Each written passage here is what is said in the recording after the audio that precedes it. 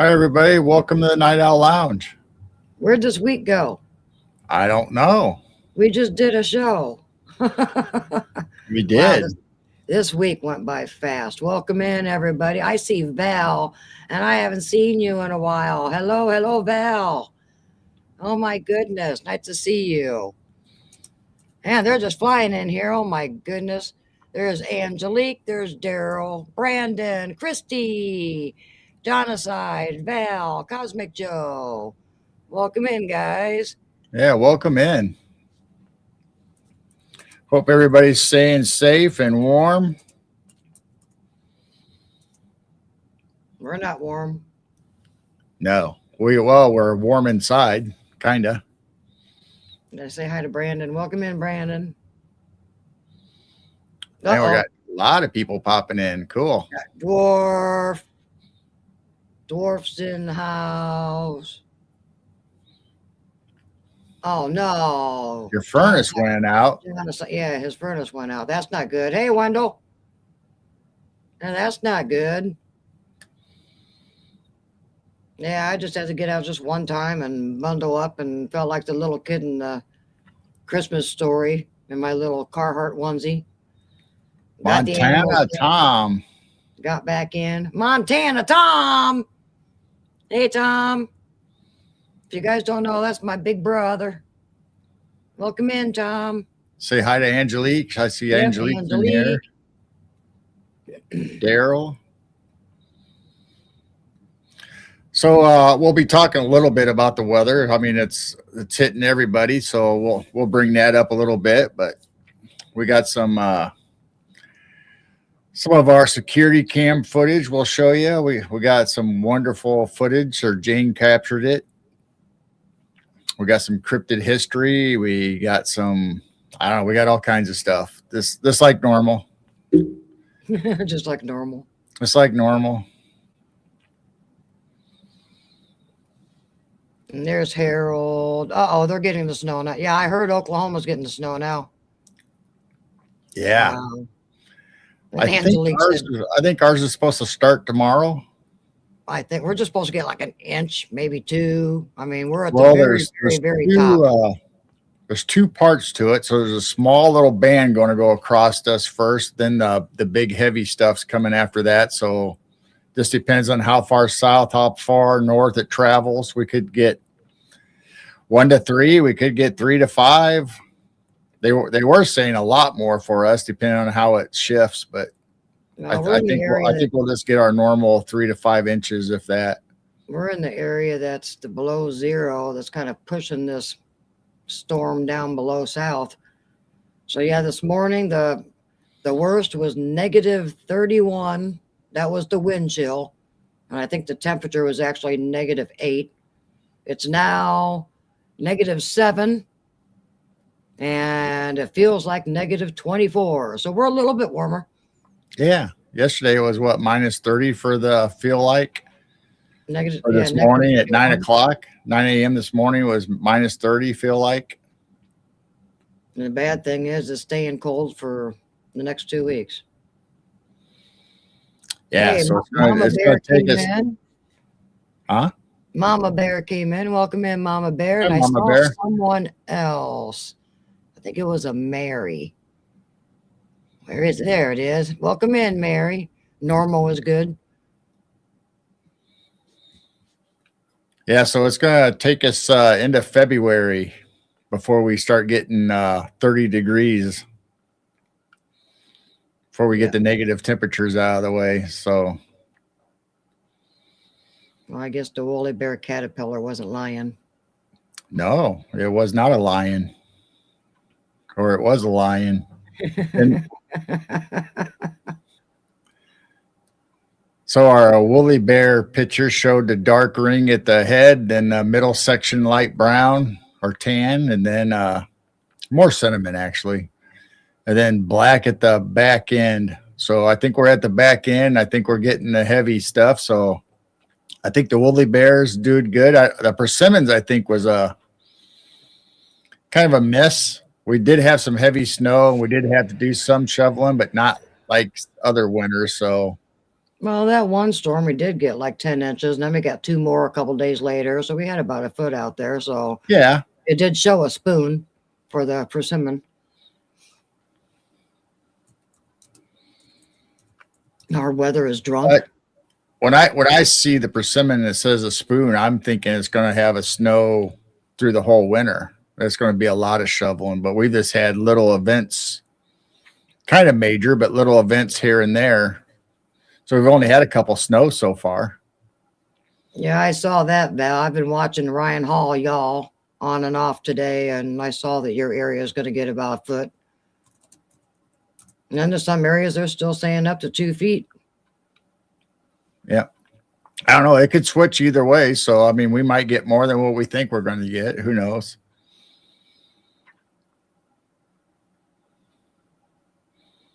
Crazy. It ain't, I mean, to us, it ain't that big a deal until we start getting 8 to 12 inches. Hey, Then, Robin. then it becomes more difficult. But if it's just a normal 3 to 5, 6 inches, yeah. We're used to it. I just don't like the ice and the below zero. So what's a shaking over there, Robin? Are you still shaking? Oh, a whole lot of shaking going on. Yeah, she felt it the other day. We had a couple, Yeah. but we didn't feel it. It was too far down south, close to Missouri. That was past Springfield. Hi, Derek. What was it, 3.4 and then the 3.1? I thought we had one that was close to 4, but maybe not. I thought we did. Hey, Derek. So How's technically Florida? it was Illinois, but it was on the fault line there, Missouri, Southern Illinois. So how's Florida, Derek? You guys got snow or anything? Or what's your forecast? Got lizards dropping out of the tree. Yeah, still got lizards dropping out of your tree. Lizard pops. Got some lizard pops going on. And then there's dwarf, all nice and warm in the 80s. Yeah, what's up with that? And then my brother has better weather than we do. I mean, we shouldn't be getting Montana weather. Come on. I had a list pop up the other day, but I don't think I saved it, where we were colder than Alaska, colder than Russia, colder than Antarctica, because we hit the minus 30, and they just happened on that day. They just happened to be warmer than us. All the places you think would be cold, Central Illinois was colder, and Wisconsin. I mean, the whole Midwest area, they got all the minus degrees. Yeah, lizards falling out of trees, and we get blowing. How they exploding tree warning? What was it? Yeah. That's how it said, exploding tree warning for our area. I went, the trees are going to explode. So I didn't see any bad damage or anything. Must not have gotten that cold or. No, I don't think so. Brandon saw him on the video about the lizards dropping. Poor little things. Yeah, so Dwarf says you can wear shorts, and that's true, because we went to Florida that one year right after Thanksgiving. Everybody else had jackets, and we were in short sleeve shirts and shorts, so you could tell who wasn't from the area, because we thought it was great out, and they were all cold. And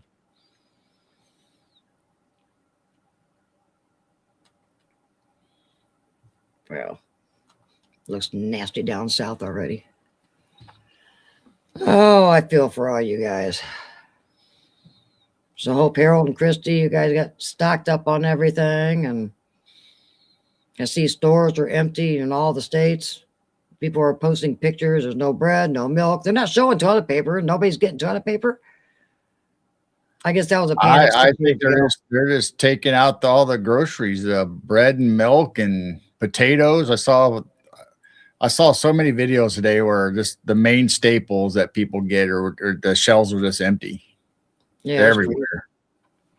And Harold, I saw a video of some of these trees exploding. I guess the sap just makes them split, but some of them actually explode. And Yeah, it's like a splintering. It's not like a bomb explosion, but I wouldn't want to be under one of the branches when it fell. No, especially if it kind of split and blew up right in the middle of the trunk. The rest of the tree's coming down. So you could have some sharp sticks and shards coming down at you. And So yeah, Harold says their Walmarts are bare. Hey, Lori, welcome in. I almost thought about ordering a pizza tonight, but I don't know. Maybe tomorrow night. Robin did an avocado and orange juice run today to the organic farms. Ooh, that sounds good. Yeah, it does. So I went out, I don't know what it was, this morning, and it was like, I don't know, minus 27, feel like. So I went out in my sweatshirt and jogging pants. It wasn't too bad. It was a little brisk, but I wouldn't want to stay out there for hours unless I was shoveling or something to keep warm. But that's a weird thing. You bundle up, to shovel snow or whatever. You get all hot and sweaty. I think it's worse for you if you just wear multiple layers of light clothes or like sweatshirts and long sleeve shirts. Go out. My brother says Walmart advises you to wear 2 pairs of PJs this weekend when you shop. That's right. And Harold made chili. Joe has Taco Bell. So I think you kind of get used to the weather if you live in it long enough. Like, I don't know. I think multiple layers in a sweatshirt and sweatpants is okay around freezing 30 degrees. What did Heidi say that they got to last night? Oh, they got minus 30 before us. Yeah, because Mama Bear has a brother in Wisconsin says it's negative 40.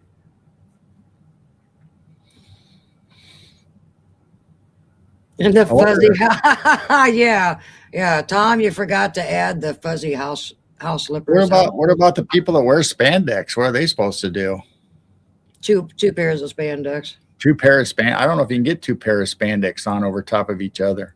You can barely get 1 pair of spandex on. That's what I mean. Let alone 2. I mean, they'd probably be upset if they got spandex on, then they have to put pajama bottoms or something over top of it and hide all their spandexiness. Joe says he's stocked up. He's ready. Well, we got plenty of food and water and the essentials and stuff. I mean, we got Jane's canned all this food. So if we had to, we got canned food. Maybe eating jelly and stuff like that for weeks. We did. I mean, we went several days before everybody else went crazy and did our normal grocery stock up. So we had our snacks and normal stuff we'd buy for the week or whatever anyway. So yeah, but our stores in this area is not emptying out. Well, there was some things. Remember, we went there. I don't know if it was because of deliveries or they didn't because get of Dollar General. I think that maybe they didn't get their delivery or something. I don't know. It was and weird. All the racks were in their aisles. I just don't think they put everything out. But I mean, a lot of the stuff that was out, we didn't really need anyway, or the stuff that we wanted was still there. You better not wear flip-flops, Christy, in the snow. I've seen people wear flip-flops. You'll lose them in the snow. You wouldn't be able to find them. So you guys. There was a guy the other day out here that had the hoodie on and a pair of shorts when we went out shopping. Christy and Harold, you guys getting just snow, or are you guys getting some ice also? I got pajamas on under my blue jeans during the day and my fuzzy robe at night. Yep, Joe's set. Yep. Yeah, there's quite a few times I'll just leave my pajama bottoms on and put my blue jeans on and go outside. It's almost like when when the felted or the insulated blue jeans came out. It's almost the same thing. If you got a nice pair of woolly pajama bottoms on and you put your pants on. Dude, they're getting wet snow. That's heavy. Oh, I don't like heavy snow. Yeah. Yuck. Wow. So I hope everybody stays warm, and I hope everybody keeps their power, especially down south where they get the ice storm. So you're in our prayers, and we'll be thinking about all you guys. And I think we'll be all right here in the upper Midwest. I don't think we'll lose power, but you never know. Thor says break out the wool underwear. That's pretty scratchy. Oh my. I don't know why you can't buy thermal underwear like you used to when we were kids. A real nice, heavy, thick. I know. They're probably still out there. Yeah, probably $100. I don't know. They might be out there. They're not in the stores or in any place I've seen. They're kind of thin and cheap now. They're not that heavy stuff when we were kids, man. Those things were so thick and nice.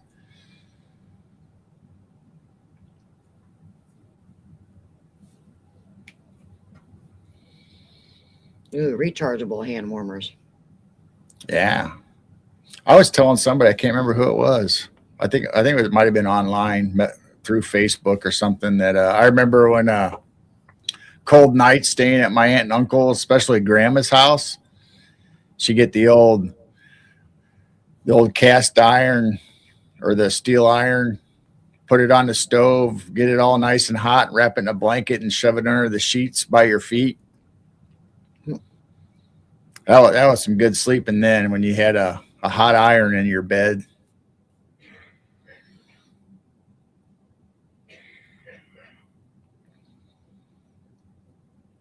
Mom always had those red water bottles. They were great until they got cold. Then they were horrible. You had to kick them away from your feet because they were so cold. That's what we had. But that hot iron, that thing would last hours. It was fantastic.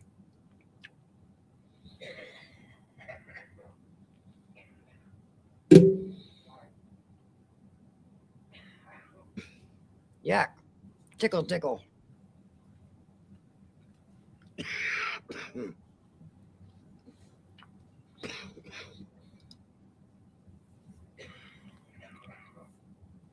Yeah, we do have a Tractor Supply. Well, we got Rural King, Tractor Supply. We got all kinds.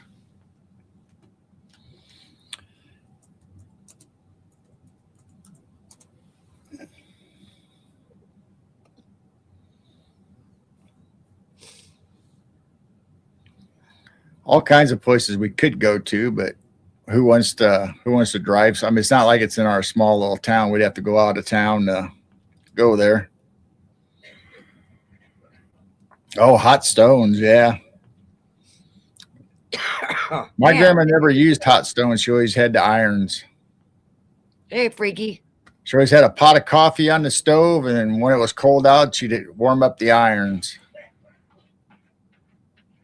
Hey, freaky, how's Canada? I heard you guys are like 30, 40 below.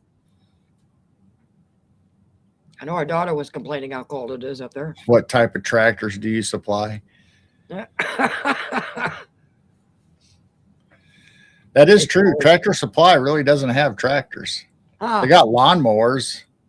It's just farm stuff, and well, they got tools and stuff like that. But yeah, I mean, they got supplies for the farm but they don't actually sell tractors.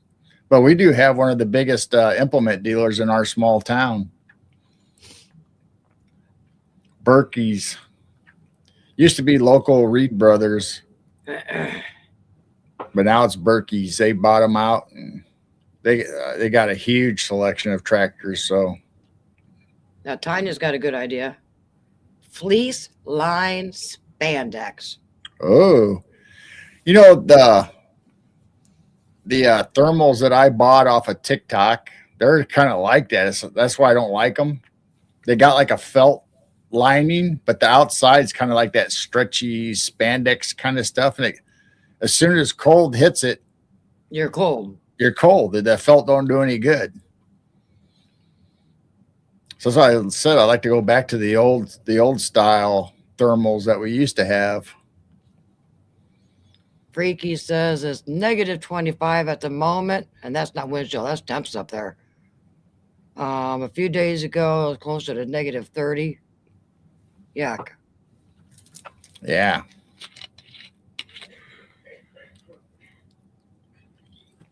Oh, same with us. I mean, we handled it. Just stay in.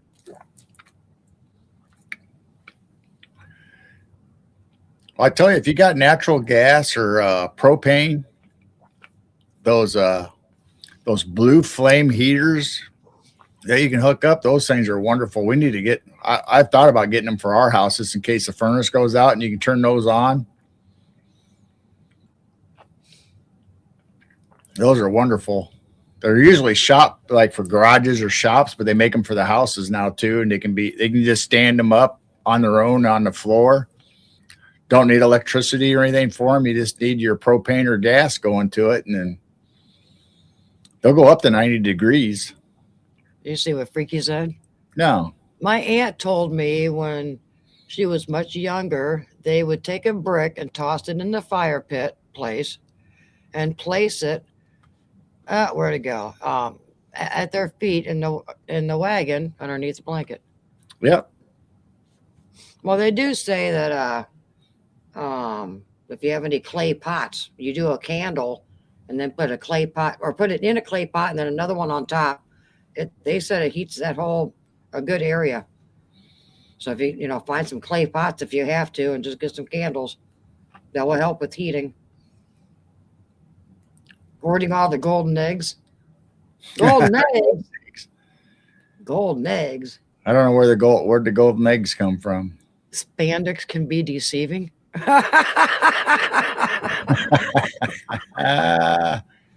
Yes, that is true. Yes, they can.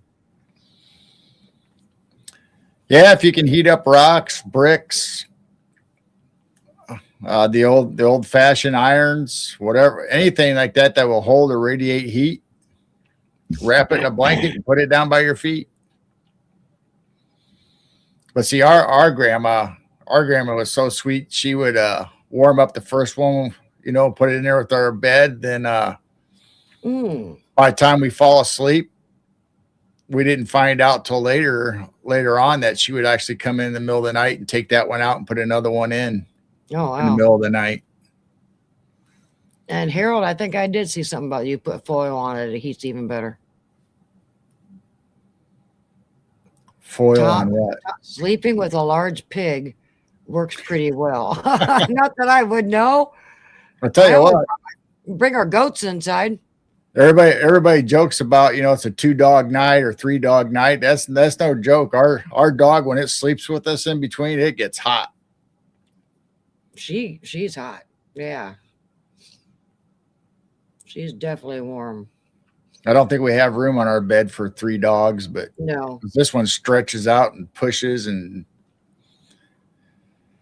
she's got most of the bed, I think. She takes up the whole center and pushes us towards the edges. Let alone bringing the goats in. Goats and chickens. I know the goats are probably cold, but they are inside the barn. Most goats, I would say 90% of goats are outside, and they just have this wooden little shack to protect them from the wind. And they survive. Yeah. So these guys are actually inside. Ours is spoiled. They got straw in their little pool beds. For some reason, goats love swimming pools, so you put straw in it, they love it. So they're not outside like most animals. I feel bad for those animals. Well, the one goats, Gary and Clyde, they were outside all the time. They didn't have hardly any shelter. No. Now, some people just have those little arches, and that's about it, and the animals kind of huddle inside. So, yeah, I mean, most animals just have a little wooden area to protect them from the wind, and farmers and them don't care. So they're like in a gated community spa retreat where they're at now with hay and straw and inside, no drafts, and Wind don't get them. They don't have to go outside unless they want to. What's this about Wendell and spandex? Hi, Wendell? Jessica. Jessica, we're talking about spandex, your favorite subject. I see something about Wendell and spandex. If I have to see Wendell and spandex, we better be in a battle. I guarantee if you go out there, even though it's negative 20 or 30, whatever, there's going to be somebody going to Walmart in spandex. I'll bet you. Chastity. Chastity. Hi, Chastity. Heading home from work. Yeah, we got Jessica, we got Chastity. My goodness. And Wendell and spandex.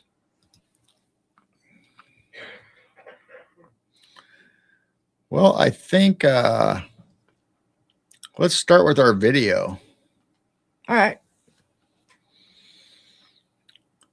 So as you guys know, we installed a color cam for our security. We've been talking about it for a few weeks now, and Jane just happened to stay up late one night when we were supposed to have Northern Lights, and she ended up had them earlier, but they weren't really pretty earlier. But then we got on Facebook, and you and I both saw beautiful scenes, and I kind of went, well, that must have been the Northern Lights. And I was getting ready to go to bed, and all of a sudden I started seeing them up here. Boom, boom, boom. So I stayed up till 5:30 in the morning watching Northern Lights and took about, I think, 6 videos. Yeah, so here's a short video. Well, it's 2 minutes long, but it's a combined videos of short little clips. So then I thought it stopped, and then it shot up again, took another video, then it went back down. I thought it was done, get ready to go to bed, and then it shot up again.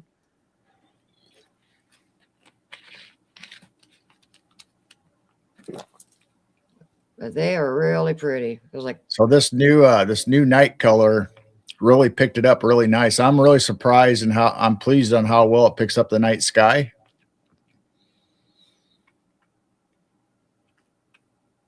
Welcome in, Gemini.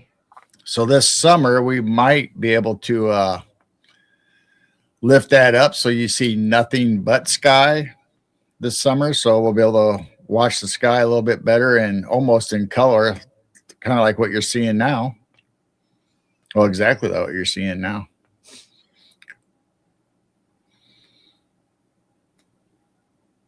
Yeah, but this was the 20th. Yeah, it started around 4 in the morning and it stopped about 5:30 in the morning.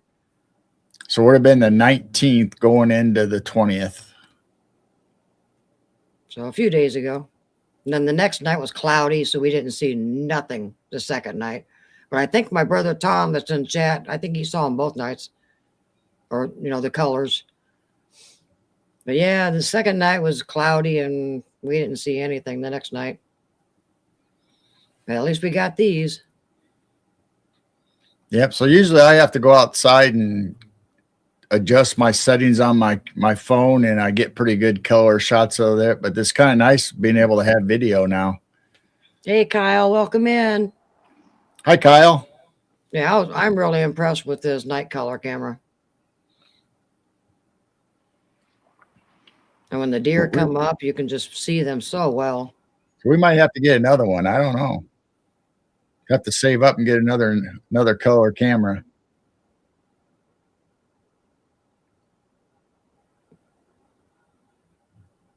That's why everybody said that. What's that? Dwarf says DMT like colors. Oh yeah. There's some parts of this video where they really dance and swirl pretty good.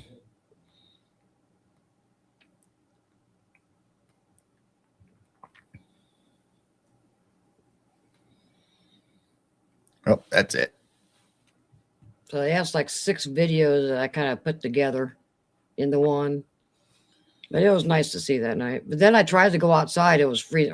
Speaking of outside, we have 2 deer. Do we? Yeah. And now you can do the color one. Speaking of what a deer looks like on the color cam. Well, I saw about 16 again cut across from the river, and across all the fields. So I know they're out there. Oh, they just ran off. Oh, come on. What was it, a car or what? Gosh darn it. Well, if they come, well, anyway, this is our view of our color cam, so you can see the stars popping out there, and they must have heard something. Gosh darn it. That's our garden right next to the field, and our fire pit right there. So the deer like coming up and checking out the garden, and so there you saw a deer for 1 second, or 2 deer for 1 second. So if they come back, or any animals come to our other cameras, we'll bring them up later. Sometimes they go out there and then stop and then make sure it's clear, and then they start walking back up. So I'll let you know. All right. Well, shoot, I thought we were going to see deer. Now we're down to -7 degrees. -7. Deer hit turbo. So if anybody ever goes over to our 24/7 stream, we added a little weather widget to the screen now, so you can see what the temperature is and the wind and real temp, feel like temp, and precipitation. So it's got it all going through there and cycling.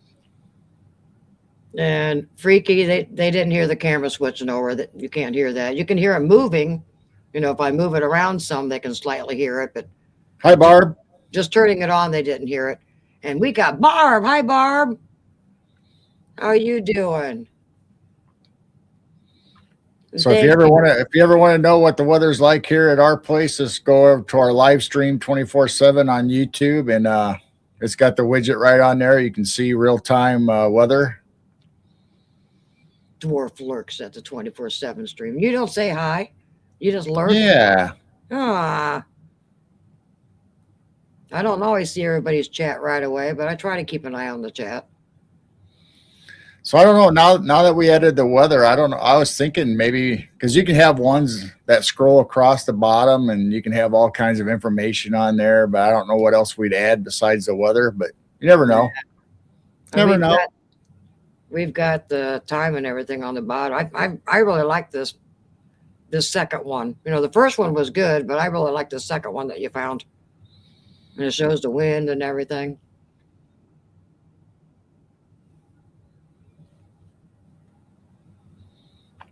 So welcome in anybody we missed. I don't think we missed anybody, but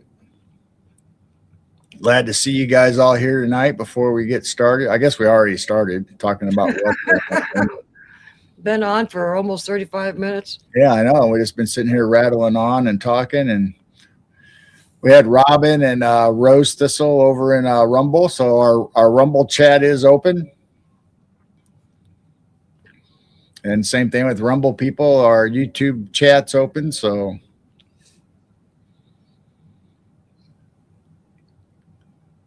I'm trying to figure out whether we want to go back to adding more streams.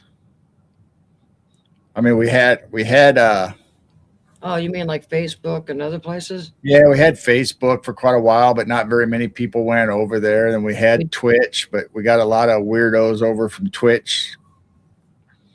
So we stopped that, and we had Kick. Now so, I don't need it anymore. I might look in to see what else is out there to go live on. So right now we go live on Rumble and YouTube.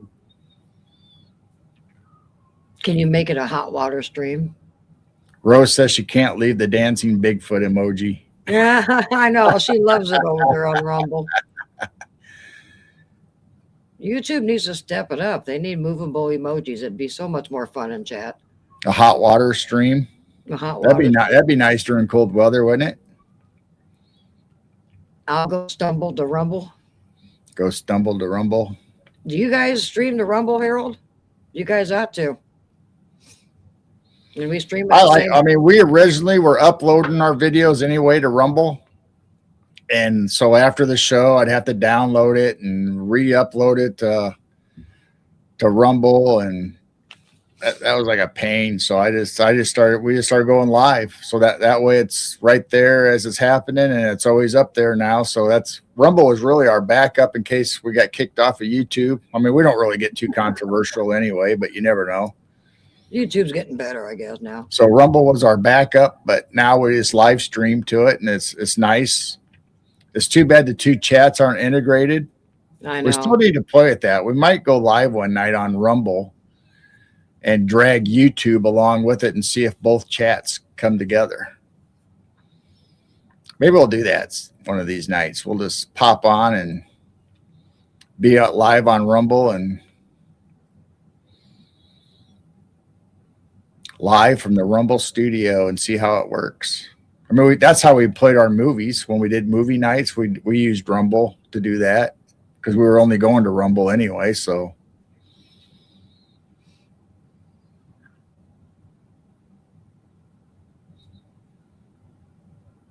how's your broadband? So far, the cold and the weather hasn't really affected it. We got fiber optic coming to the house from our providers, so it's been pretty good.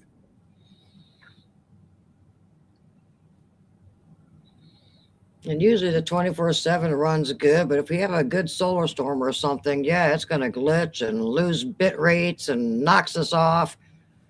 And if it's late at night, I'm not going to restart a stream at 2 o'clock in the morning and let everybody have a notification. So you got to wait till the next day and I wake up and then I'll start the stream over again. But usually that is running good, but it gets affected by the solar storms and stuff once in a while. Yeah, we can't tell if it's OBS or if it's something else that knocks us off, or who knows. Too many gamers on at the same time using OBS. I don't know. Maybe. But usually it's running pretty darn good. And there's times that we're up there for like 3 weeks. No problem. I got to restart it because we've been up too long.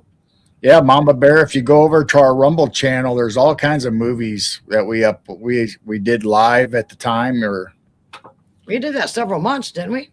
Yeah, we did it for quite a while, and there's quite a few movies over there on Rumble. It did really well. People were showing up all the time, and we were talking. But then the views were good afterwards, but not during the live necessarily. So it started going downhill. So it was a lot of work for me and Jane. So I kind of took a break from it. Not saying we won't do it again, because there's tons and tons of movies that we could be.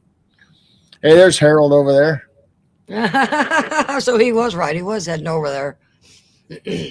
Yeah, we got Bigfoot emojis over there.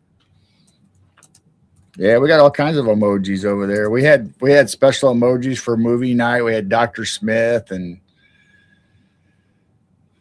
we had the Night Gallery or Twilight Zone. Doing a few X-Files. Yeah. All kinds of movies and stuff. So not only did we do movies, but we did TV series that had a lot of weird stories.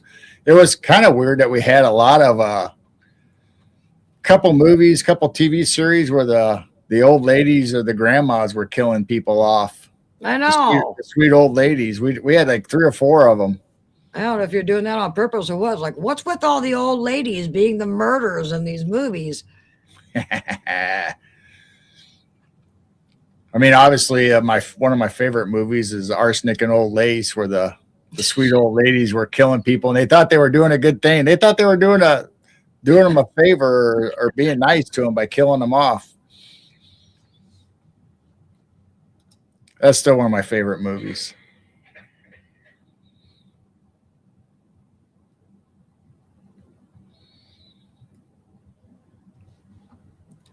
Late night woo lovers. Hi, Blues Cruise.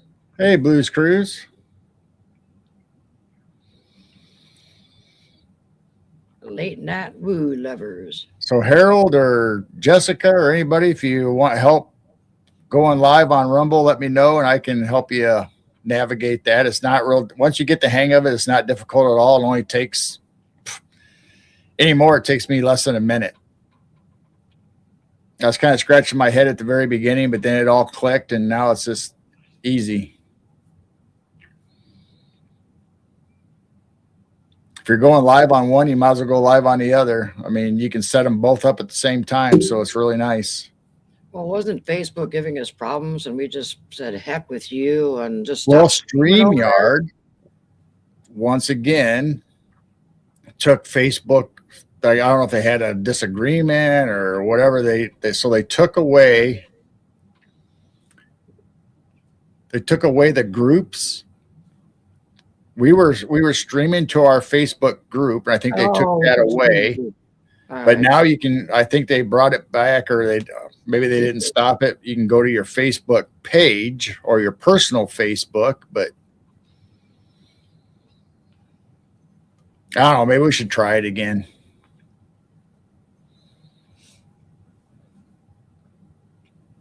Yeah, that's another chat that. Well, no, that does come over to StreamYard. Facebook does. Yeah, Facebook does. I Yeah, don't there's just know. I don't know Rumble doesn't. why Rumble and Hmm. StreamYard don't have a way of hooking it up where they can integrate the chats.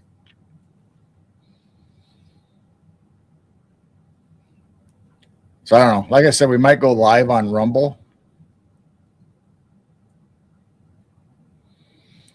just to see if we can bring YouTube over into Rumble compared to trying it through StreamYard. Rumble's a lot cheaper, and they have a free subscription also. So if we can do it from Rumble, might have to get rid of StreamYard, even though I like a lot of the stuff that StreamYard does.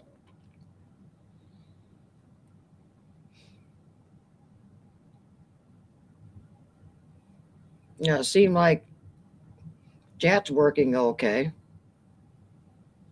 And like Jessica still was having trouble with the chat freezing and not moving. So maybe they just had a bug there. Do you have a favorite movie, Jane? I don't know if I've got a favorite movie. I don't know. Hmm, that's a good question. I mean, I have a lot of favorite movies, I but mean, yeah, I've got a but lot of.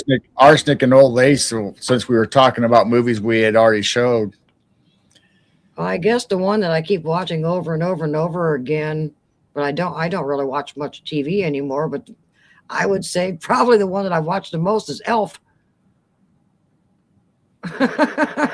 You can't get tired of watching Elf. So I would say Elf maybe for one of the Christmas movies. I don't know. Yep. What's your favorite, girl? My favorite Christmas movie? No, just favorite. What one of your all-time favorite movies? All time favorite. I don't know if I have an all time I know. I favorite. don't know if I have an actual favorite. There's been some other good ones. I don't know. It's hard to pick an all time favorite because you can go sci-fi, you can go westerns, you can go all kinds of different movies, and I don't know. I mean, my favorite style is obviously black and white. I love black and white movies. Seems to be a lot of monster and sci-fi and woo movies, if you will, that are in black and white that a lot of people don't think about or see anymore. So we were doing that for a while, and Yeah, Lori says Beetlejuice. Beetlejuice. I didn't really like the second one. The first one I thought was awesome.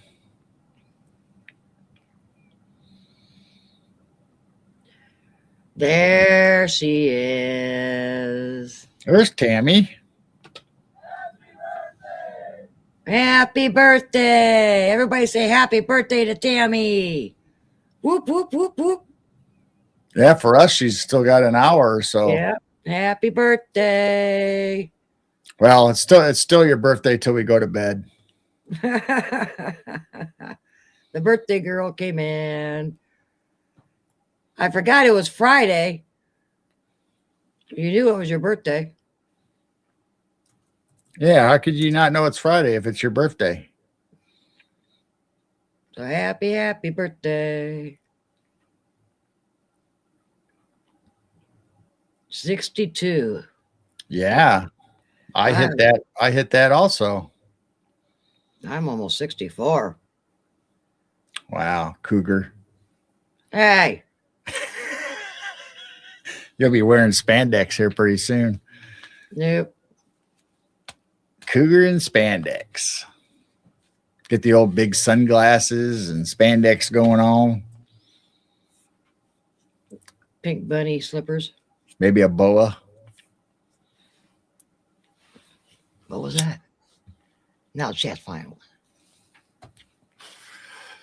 1, 2, 3. I haven't had time to remember my birthday. I'm still seeing 1, 2, 3 and 3, 2, 1 and 2, 3, 1 and all those 3, numbers. 2, 12, 13. 2, 1, 1, 2. 2, 3. I see 1, 2, 3, 4. I'm trying to think. So how bad are you getting down there, Tammy? What's your forecast?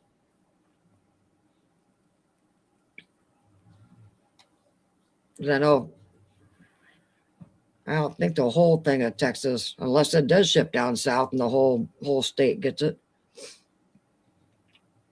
I know. Gosh, now I got a snoring dog. Snoring dog. He's starting to snore. All right. Well, she's got a near straight up too. Yeah, she's out. Well, before we get to cryptid reports or anything else we're going to talk about, we uploaded some new stuff to our merch store. So I made an image to show kind of some of the stuff that's in it. At least the new stuff that we uploaded. You can still get all the other caps and drinkware and all that fun stuff.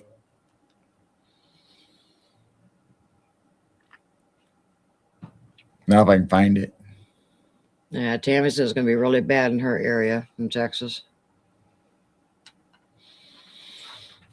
So here's some of the designs in the short sleeves and 3/4 sleeves and the long and sweatshirts. And so I happen to have on the same shirt that's in the lower corner there.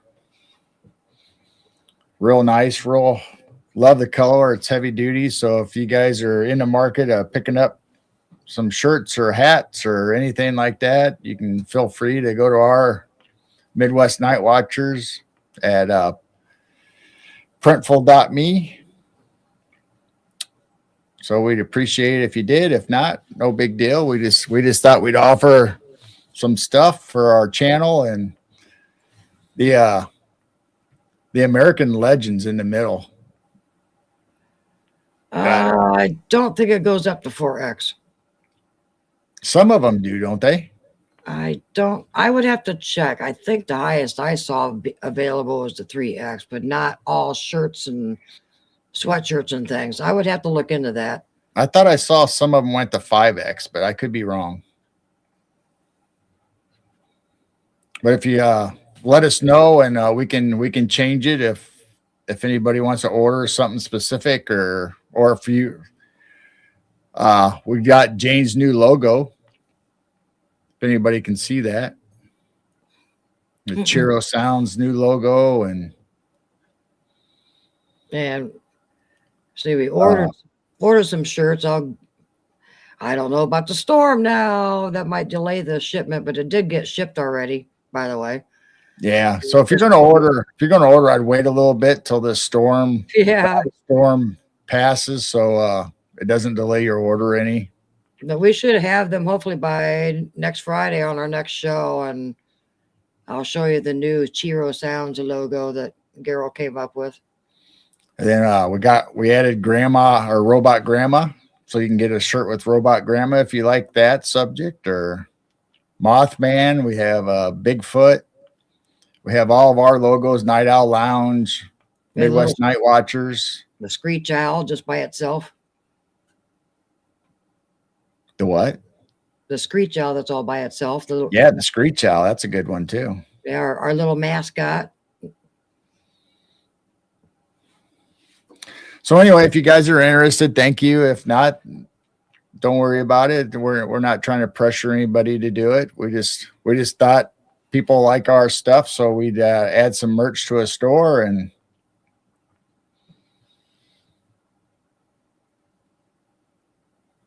I like this demon guy. He's kind of cool. So It's he actually here's another spider. what?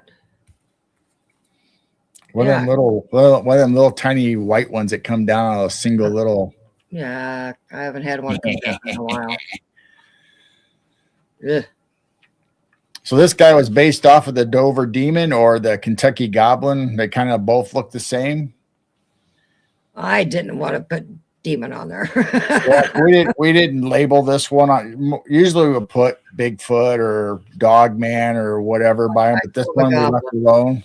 Robot Grandma says Robot Grandma, and That says gremlin or whatever, right? Goblin. this one doesn't say anything. No, I mean on the On the description, on I the think it says store. Goblin. On the store. I didn't want to put demon on there. So I'm like, I don't want to call that thing a demon.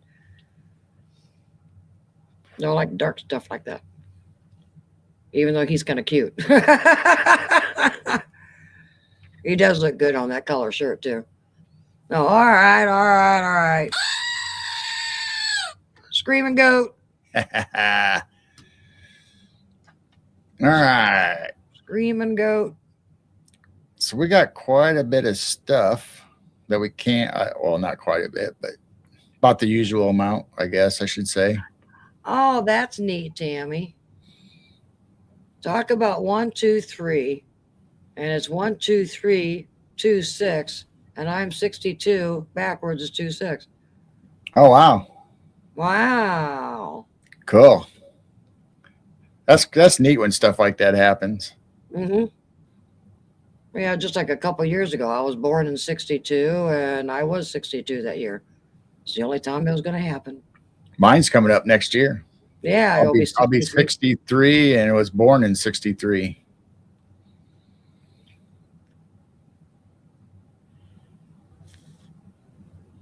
That's really neat.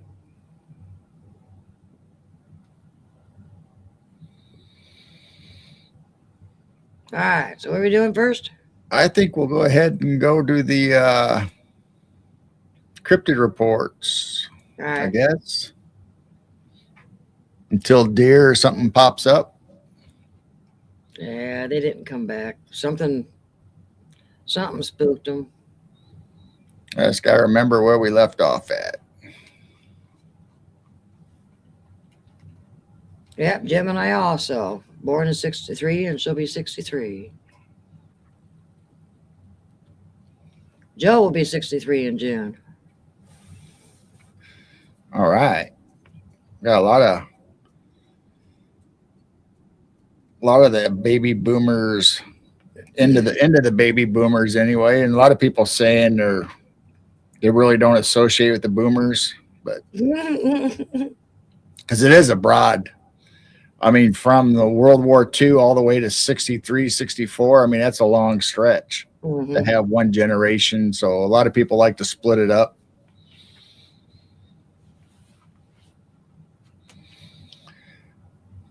But I don't know. I don't really associate with either group necessarily.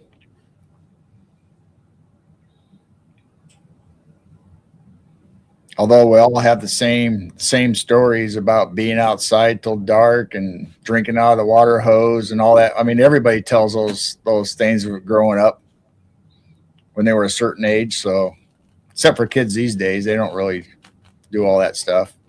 Be lucky to see a kid on a bicycle anymore. Mm-hmm. No, they're on electric scooters. They don't even use a regular scooter and use their leg to move it. It's electric. And they fly down this road.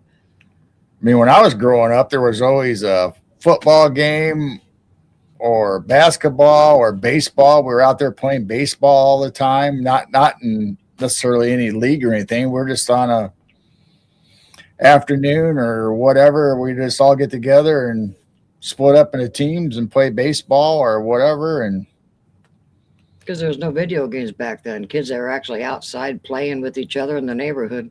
Is Dwarf still in here? Dwarf. He's probably lurking. Dwarf. Do we have to do the police siren? Dwarf. Because the other day I was going through some pictures and I thought I'd go ahead and upload some. Let me see.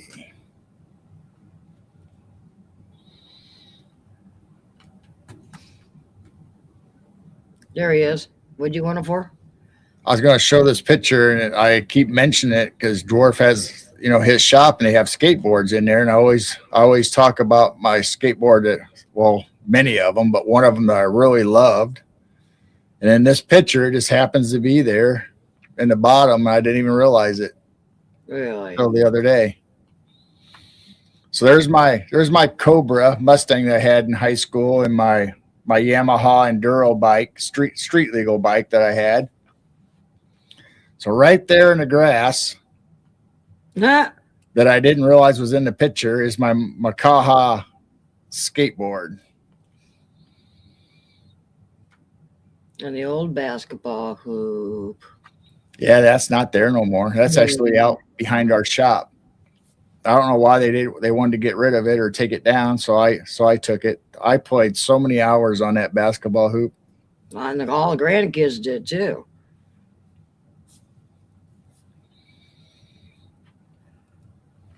So I had a 65 coupe 6-cylinder Mustang, and then we traded it in, and I was able to get this Cobra, 1978 Cobra. Of course, it had the same colors, the orange and yellow and black. It was on the top, kind of like what the Trans Ams and everything used to have, but this had the big Cobra head on the top of the hood. Lori says she had a Cobra too also. So the old Mustang had a 6-cylinder in it. It was just a straight 6. This Cobra had a 302 in it. So it was pretty fast. I didn't really get in a lot of trouble with it though, but Really? no, not really. Wow. Or at least never got caught, I guess. That's what I was thinking. Yeah, but I liked that car. Actually, I think one of those louvers, before we got rid of it, I think those louvers are still in mom and dad's old house in the garage. You see a bunch of old cars, but you really don't see one of those around anymore. No, that was in good shape. That was a 78, and I graduated in 82.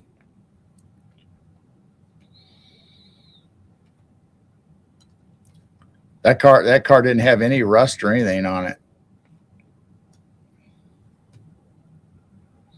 So anyway, I just wanted to show Dwarfy my Makaha board. He said it was rad. It would have been better if it wasn't all bleached out. If you could have seen, it was kind of almost a dark gray. So here's the same car.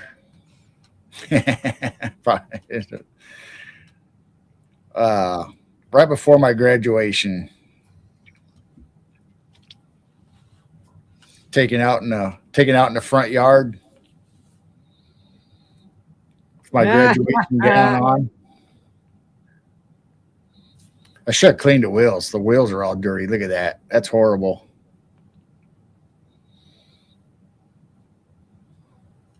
Oh my.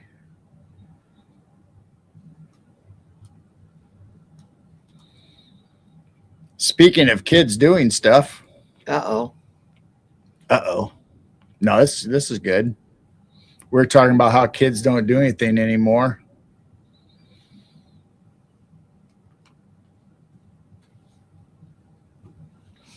Here's I think this was my freshman year in high school.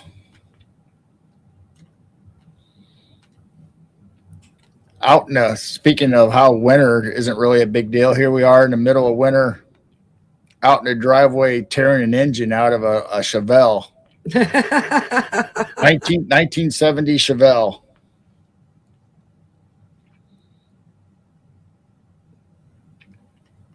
So that's me in the engine compartment.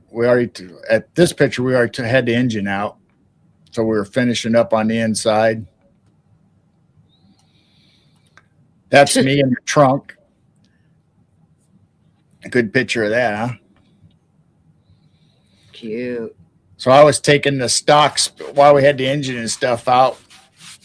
I was taking the stock speakers out, and we put a Pioneer stereo and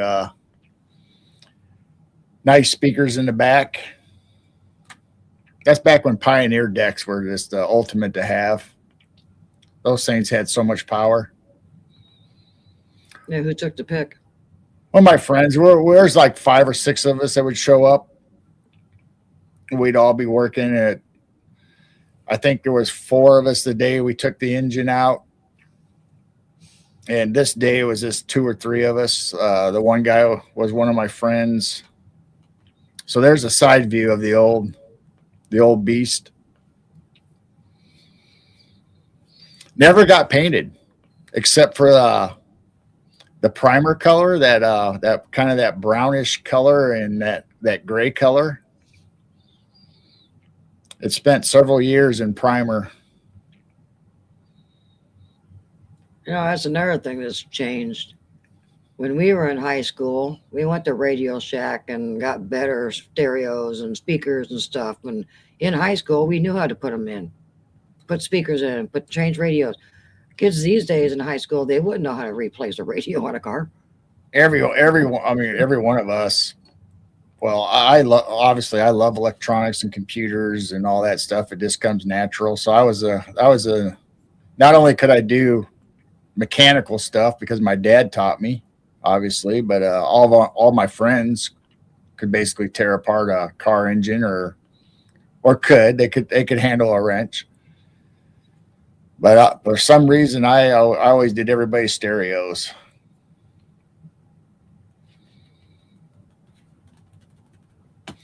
So anyway, I just thought I'd bring that up since I was going through the old photos. I got other old photos, but we probably won't get to them tonight.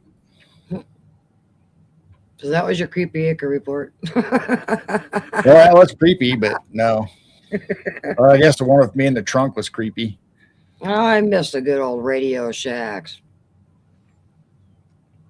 They sold contact spray for faders on mixers. Oh. So anyway, it was not, I mean, like I said, that was the middle of winter. You could see the snow on the ground across the street. We didn't care. We had a project to do.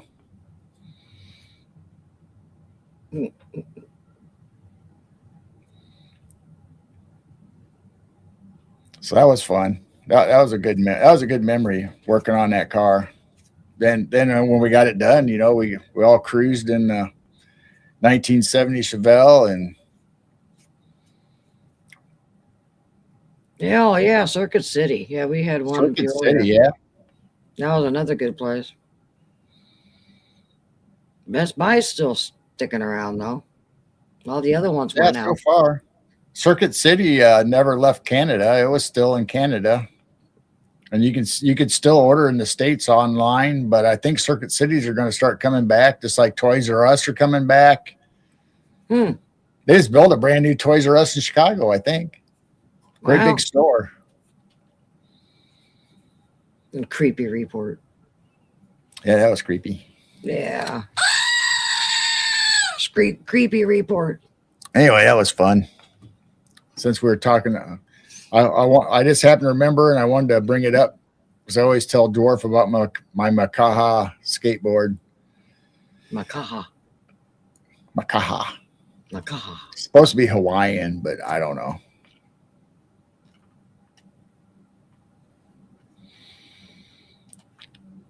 So I don't know where we left off, so I guess we'll start here and we'll see.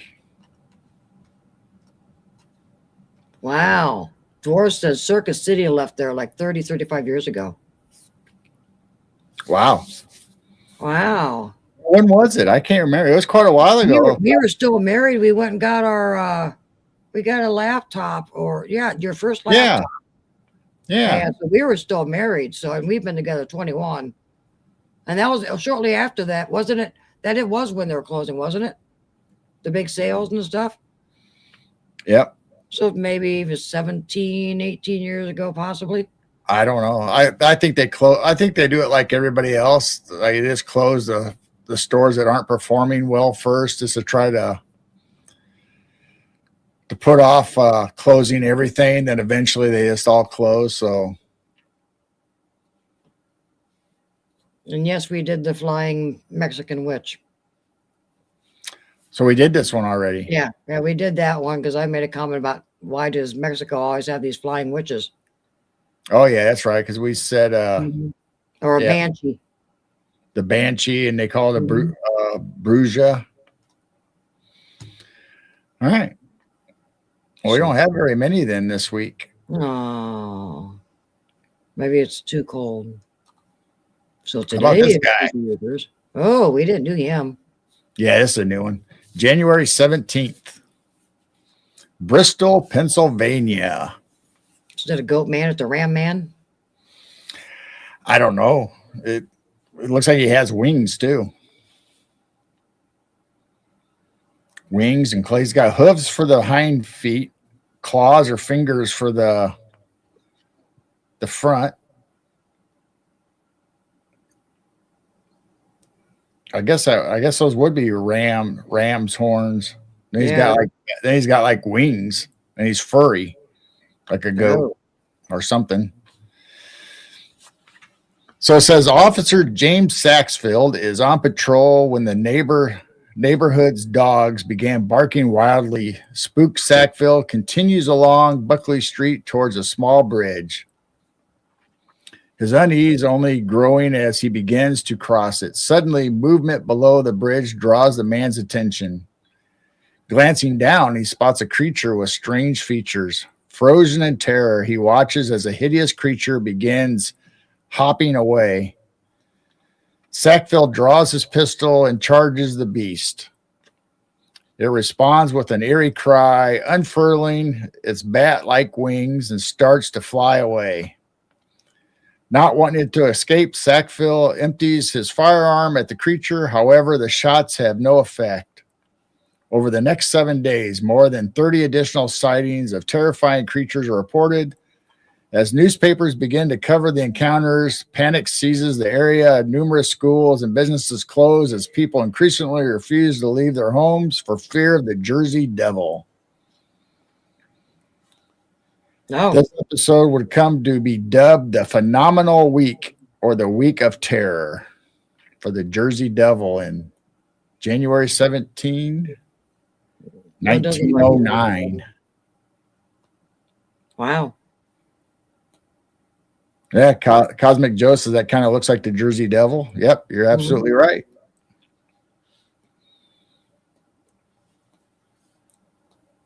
Tammy says, pronounce Bruja.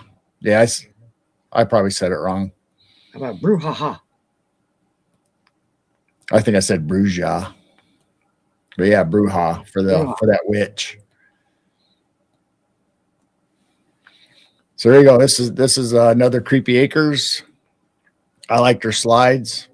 I was thinking about doing our own, but then again, it'd be a lot of work again. Somebody else already went through the trouble, and I don't think I could do better than their artwork. So, but the stories are out there. I mean, you can't change the stories necessarily. I mean, you can, I don't know, I guess you can add your flair to them or whatever, but they do a really good job of telling the story and the artwork. So there you go. January 17th, 1909, the Jersey Devil in Pennsylvania. Dum, dum, dum. This guy looks sad. Oh. Why is he sad? Probably because he got look at his arm. I think his arm's wounded. See how he's holding his arm and how it's poor guy. Well, if you were experimented on with the nasty, evil military government, you'd be sad too. These things are all guinea pigs. Well, other than that last one where the cop drew his revolver and shot, most of the reports that we read out always said that the townspeople go home and get their guns. And so maybe this poor guy got shot. We'll have to read it. Oh, So this says January 20th, 1996, 3:30 p.m. What is that?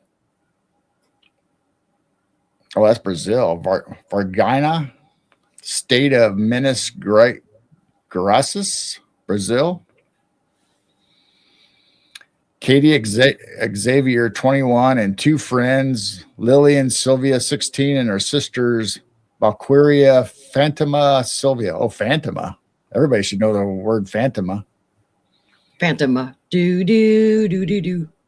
I was thinking of the Phantom UFO. The girls. Remember the Phantom? Three girls or two girls that saw the. You know that story? Mm-mm. No, we might have to talk about that.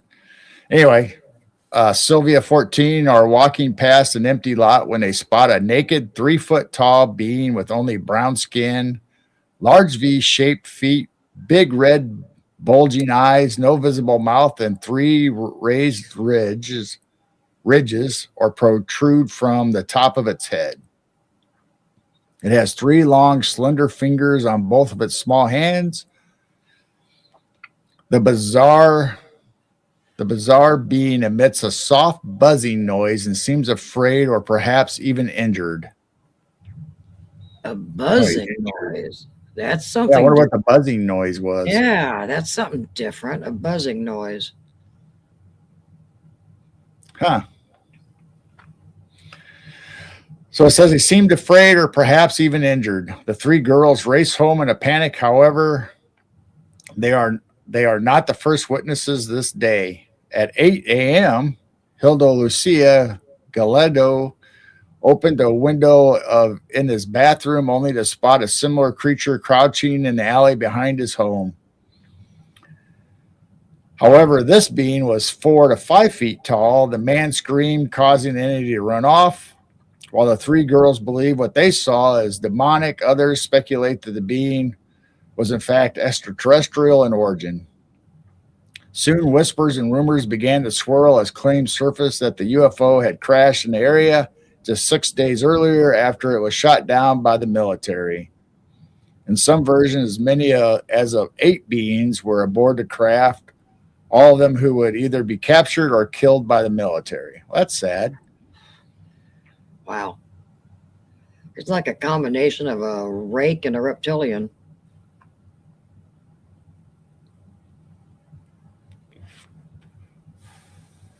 Poor guy on a distant planet and gets shot down by the military and crashes and he's injured. Then now he's scared out there, doesn't have nowhere to go. Yeah, don't come to Earth for a vacation. Poor guy. No wonder he looks sad. He's hurt and injured and all alone. That's one of the saddest creepy acres we've ever read. Makes you feel sorry for him.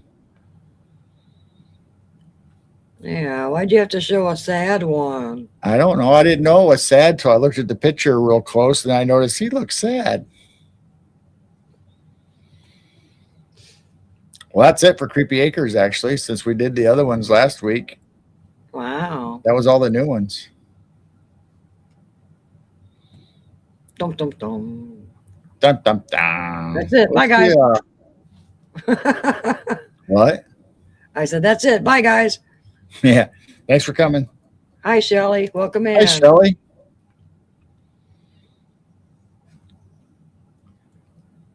Let's see.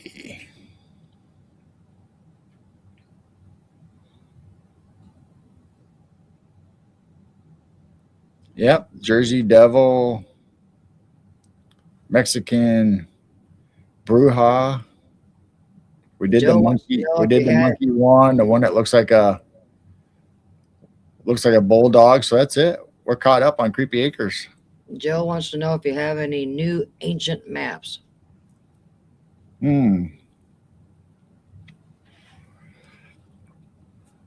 not really. You kind of showed your newest one last week with the firmaments past the ice wall and stuff. Those were, I Yeah, guess, we're gonna do a show on that, and hopefully we'll be able to do it on Jessica's channel, but we'll definitely do it on ours sometime.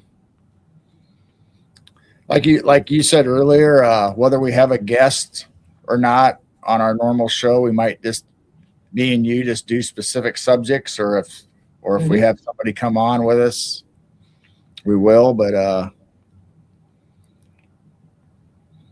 let's see, where is those maps? Could you move my stuff around? I don't touch your computer. I don't even know how to turn it on. Yes, you do. I'm over here taking care of the 24/7. So anyway, we talked about, I think it was last week even, about how the maps that I have, this theory kind of explains or kind of gives you a visual of what that map's representing, where the Earth, the known lands that we have, is in the middle with ice wall, and then an outer ice wall with lands there. And then past that, which it's called beyond the ice wall, you have all these little domes or realms or cities, whatever you want to call it. Could be land of Mercury, could be land of Mars, could be. You'll see as I bring some of these maps up. But I think this is a great depiction of what these maps kind of represent.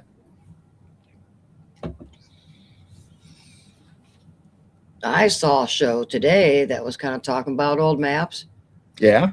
and they were, open discussion like what we do on our show. We're kind of thinking out loud with the chat, and they were saying, "Well, how do you think that they made these old maps in such precise detail?" And both of them agreed that airships were around since like the 1500s. And so, being up in an airship, they would have a perfect view of looking down and seeing what creatures were on these certain area in those maps. So that makes a lot of sense. They weren't traveling around trying to map it out. They saw it up above in an airship. Yep.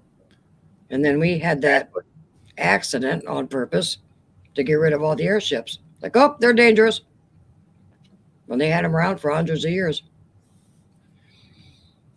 So Yeah, because if you take the Perry Reese map that was in the 1500s, yeah, how did he or whoever the explorer was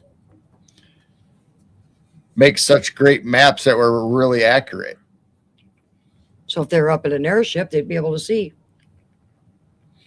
So if you take that picture I just showed and you apply it to this, where you have the known lands that we live in on the inner circle,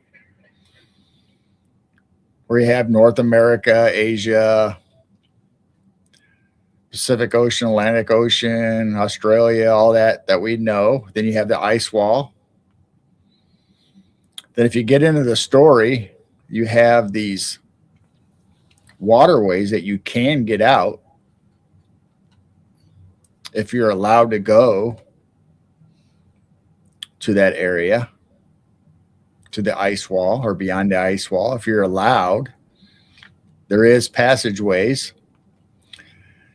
And then you have all these lands outside our ice wall. And then out past that ice wall, the mountain ring, you have Mermaid Land, Mermaid Land, Deathland, Atlantis. There's the Ocean of Mu. So that fits in with the lost continent of Mu and Atlantis, that whole story. So I have, these are the pictures we had originally were kind of fuzzy, not real high definition. Well, I found some really nice high definition pictures, and I went ahead and did pictures of some that we didn't show. So there's like 178 lands or worlds or realms, however you want to describe them on this map. So we can spend a lot of time going on each story. If we talk about Atlantis and show Atlantis and what it's next to, and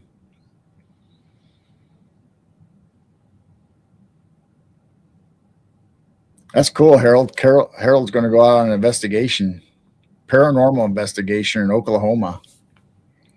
Tomorrow in the snowstorm? Soon, he Make said. sure you wear your spandex. I don't even think the paranormal is going to be outside tomorrow. So here's a close up of one of the pass betweens, the Leviathan's Gate. So that's one. Oh, That's one you can go through. Leviathan. Yeah, Leviathan. Hmm. Then you have the Sentinel Gate that you can go through on the ice wall. Pink spandex. Pink spandex. Harold's going to wear pink spandex on his paranormal No, investigation he tomorrow. needs to wear one of those dinosaur. Oh yeah, yeah. Wear a blow up dinosaur suit. Those things are fun out in the snowstorm, and their heads are bopping all over the place. And so here's another passage, and I don't know what the name of this one is. But there's the Nephilim, Isle of the Blessed. There's Elysium. The Isles of the Blessed. So this says Elysium, heaven bound to earth. Elysium.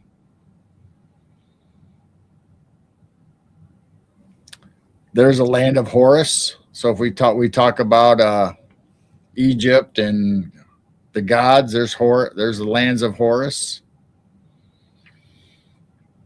Shelley asked if this was a board game. No, it is not.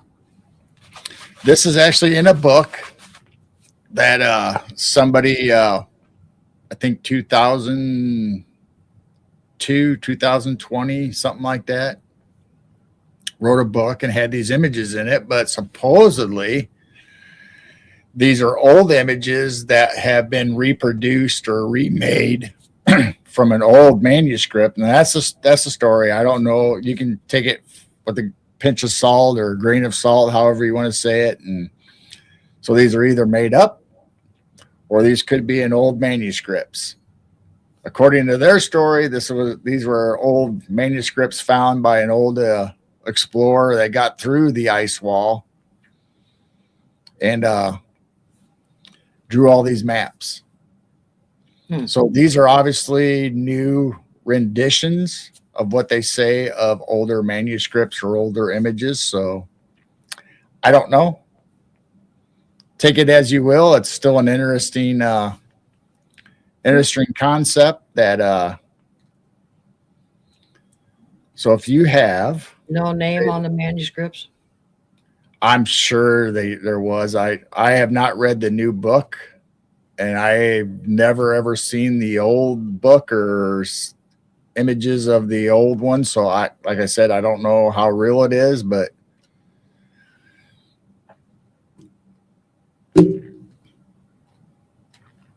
Mama Bear says it's from Nas Confunden website.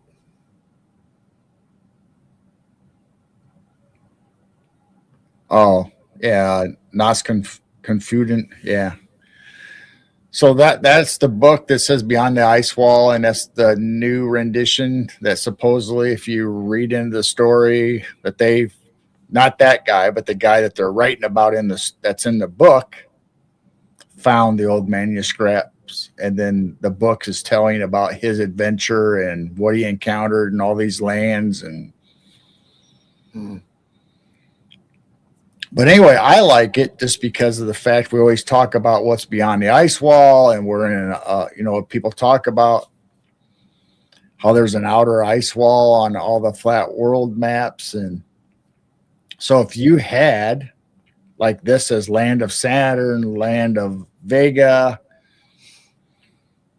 whatever land, whatever 178 lands or realms there is on this map, that if each one of these, or like that picture where they had domes over top of them, so they'd be their own little world.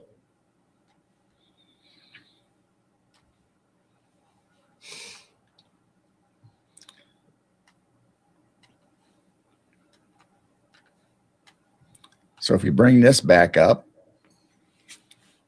so if you have all these realms or dimensions or worlds outside of our known world, so if you say that there's extraterrestrials that came and visit Earth, well, what if they were already here on the same plane? So what if they lived in this dome? This dome right here. What if extraterrestrials from Mars or Vega or whatever was in here? They wouldn't have that far to go over to reach us. They wouldn't have to do a galactic travel thousands of miles or trillions of miles to get to us. They're already right there close to us. I know what Dwarf's gonna do. Is it that time? He says, be right back. So we talk about our secret governments and time travel and the powers to be. Well, what if this realm also has a secret government program or leaders to be that don't tell the normal extraterrestrial citizens or reptilians or whoever they are? What if they don't know about it and they actually have a portal or a gateway from this world to our world or to any of these other worlds? So what if there's men in black or whatever that can leave this world and come to this world, or leave our world and go to their world? I just had a weird thought. Yeah, what? We keep saying that the elite have underground bunkers, millions and billions, to make them. Well, what's that? What if that's their outside bunkers, not underground bunkers? And they have their own tiny little paradise outside the realm. Maybe that's their bunkers. Could be.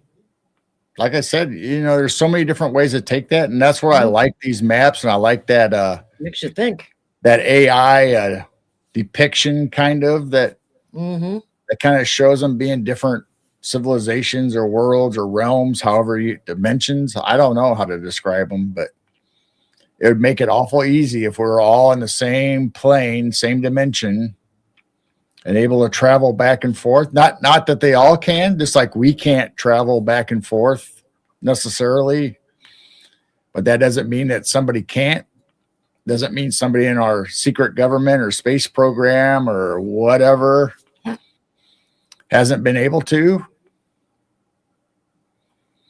But anyway, eventually we'll do a whole show on that, and we'll show a bunch of the different worlds, and if it has an Egyptian culture or a Martian culture or whatever, we'll talk about the stories and stuff that go along with it. But there's a lot of neat ones on this. A lot of them we didn't show on the first part of our show on Jessica's and our channel. So I went ahead and made sure that I got pictures of the stuff that we haven't talked about yet. I have them all as far as I can. I don't necessarily have 178, but I got big pictures that show majority of them. So that'll be a fun show to do. But other than that, I don't think I have any other new maps. I don't think. It's been a while since I've dug into old maps, because once you find a Perry Reese and the map of sea monsters, or the Monday map, Terra Monday map, it shows all the monsters and dogmen. So just like those maps, what if you put those maps in with this style of, so you have a world of dogmen, you have a world of Bigfoot, you have sea monsters in this world, or sea monsters that can go through the little gateways from one world to another world. Maybe that explains the Loch Ness. Maybe Loch Ness goes through the opening and is not in our world all the time, in the known world. This reminds me of Game of Thrones and separate little kingdoms. Yeah, you never know.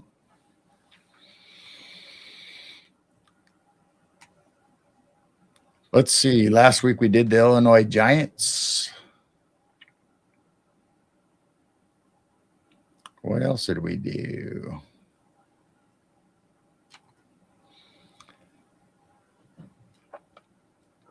Well, I don't know if you've heard me say this before, Lori, but if you look at South Africa, New Zealand, Australia, they're very hot climates, and they are right next to Antarctica.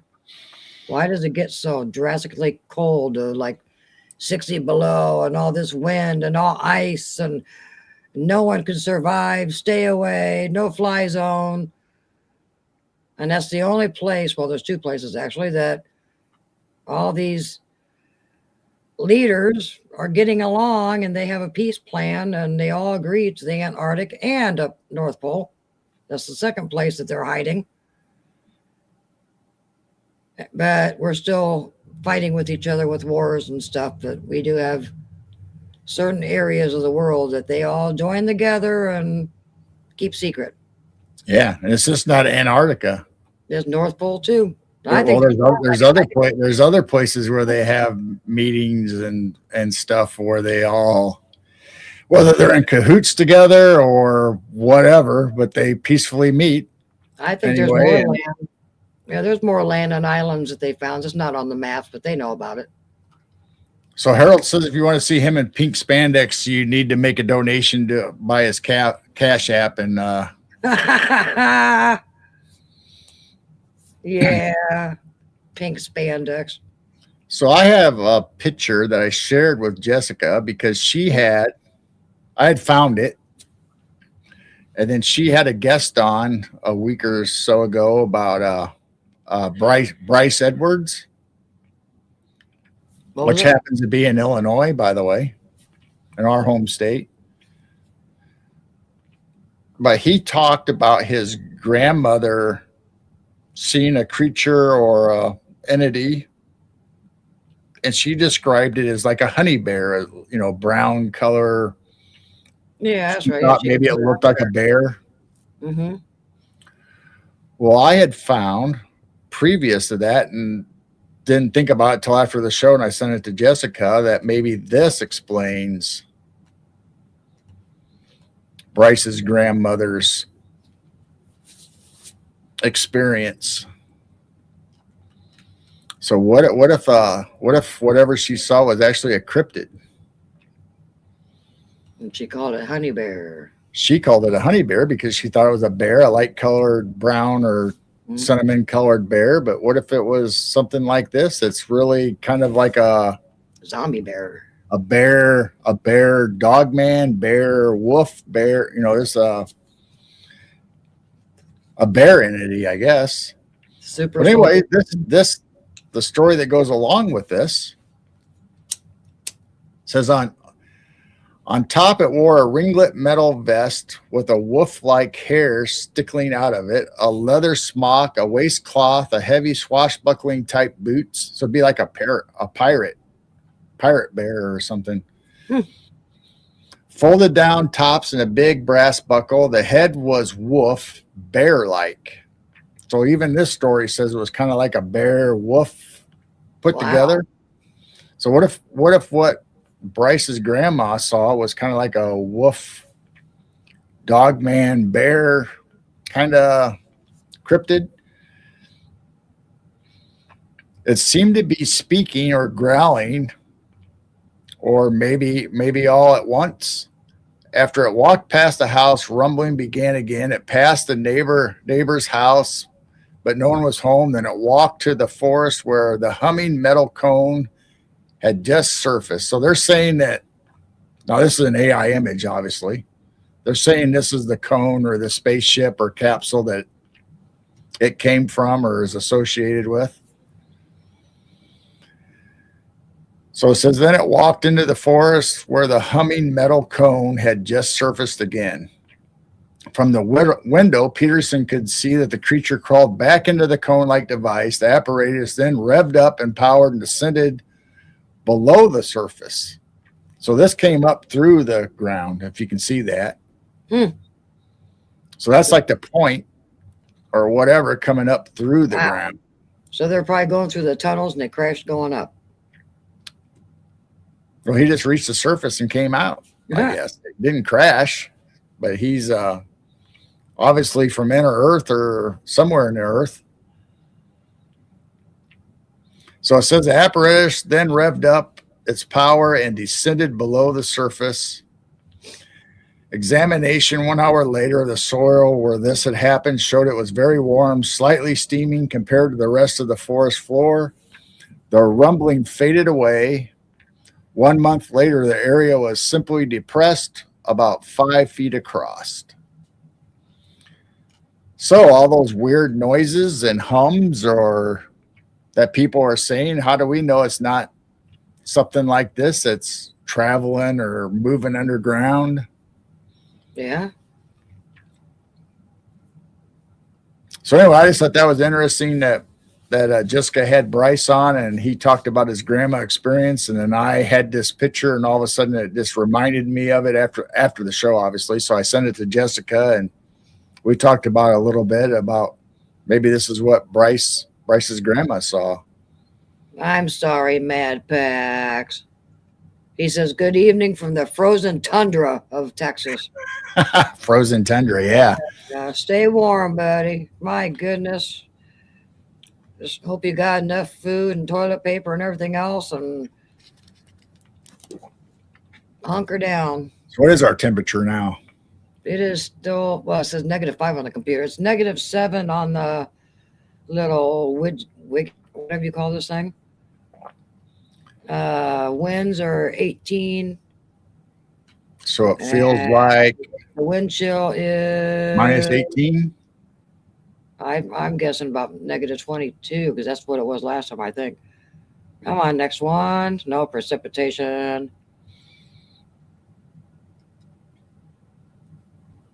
Come on. Pressure. Maybe it's the next one. Hi, Polly. -24. -24. Polly. Yeah, good morning to you. Yeah, it's morning over there. Good morning, good morning. So yeah, it's -24 wind chill. Trying to think of what to do next. Let's see.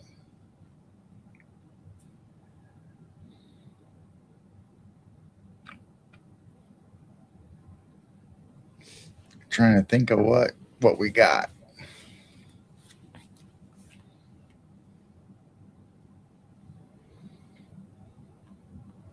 Oh, it's already sleeting where Lori's at. Uh-oh. Wow.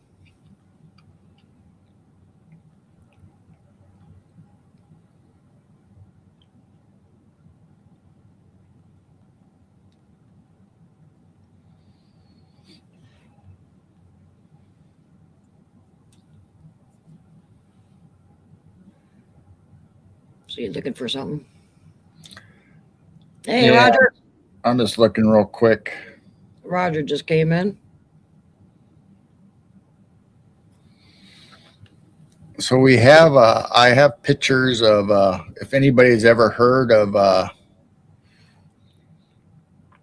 Portlock, Alaska.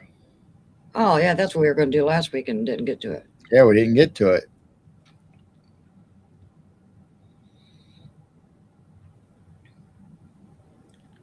Let's see. So if anybody knows,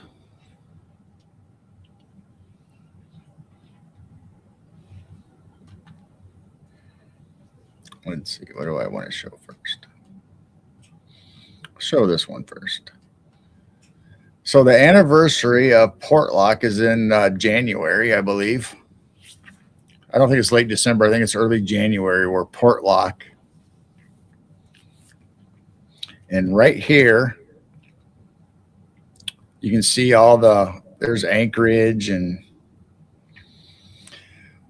but right here by Homer, right here on this little tip is where Portlock was, where the cannery, so on this little peninsula or island.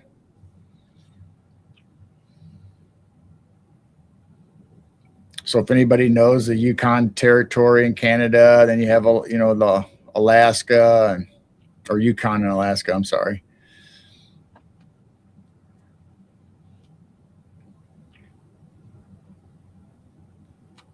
There's Juneau way over here.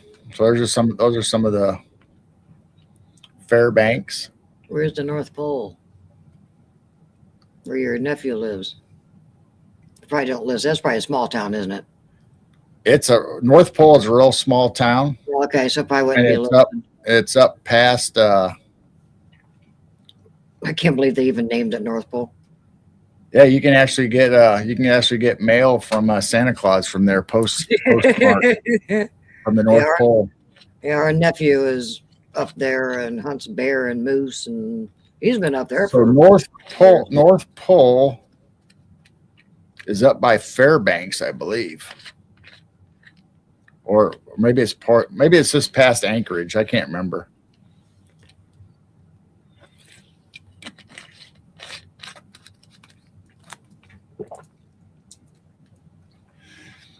So anyway,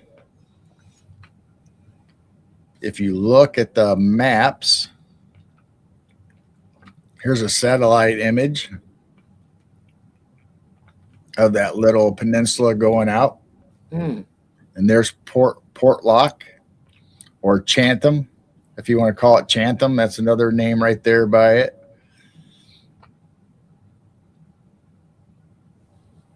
Now you got me looking on these maps to see if North Pole pops up. Yeah, I'm not sure where he's at up there. I just know the town.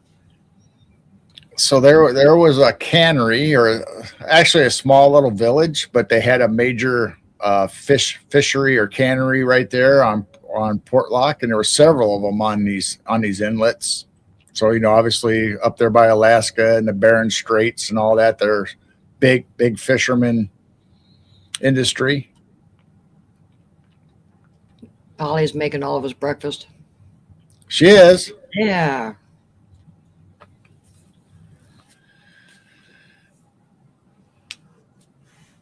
So they were kind of close to other tiny little towns, but those towns didn't have any problem.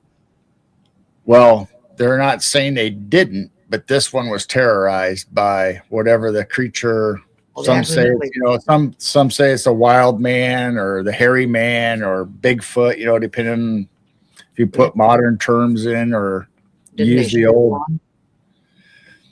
I thought they shot one and then they got mad and got revenge after everybody. Well, there's several different stories, so I don't know what the truth is anymore. I mean, people act. Some of the stories they just talk about how it was just they're just being terrorized for no reason. Animals and people start to disappear.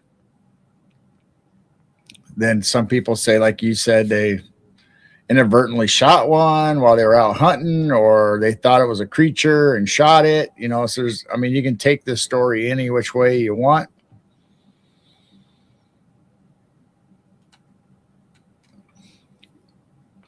But we already know, we've done a show on this before, the Alaskan Triangle for UFO and Bigfoot and all kinds of strange, weird stuff that already happens. The missing. And then right down in here is where Portlock is. So not too far off. Some maps have the triangle going out in the water a little bit, depending, but this has it from Barrow to Anchorage to Juneau. Yeah, they let investigators go back to that area and walk those woods and stuff You can look up on YouTube and you can see people have made a trip back, and there's some people made it where some of the buildings were still there, but if you go there today, there's hardly anything left. Right. Hmm. So this is one of the buildings, the main part of the cannery. Lori's going to get out of her comfy electric blanket and she's going to go probably make pancakes too now. I want pancakes. I bet Pancakes, bacon, sausage. That all sounds good. we got to do that for a supper one of these nights. Oh, Mama Bear asked if there's a known pyramid in Alaska. I bet there is somewhere. Now the Black Pyramid, is that in Alaska or is that northern Canada? that's Alaska, the Black Pyramid, and we've done a Black show on Pyramid. that too, where Okay. the government he would. I don't know if he was in the CIA but anyways, in intelligence. Let's just say that he was in the intelligence part of the military. And he went into a room and there was a map on the table. And he noticed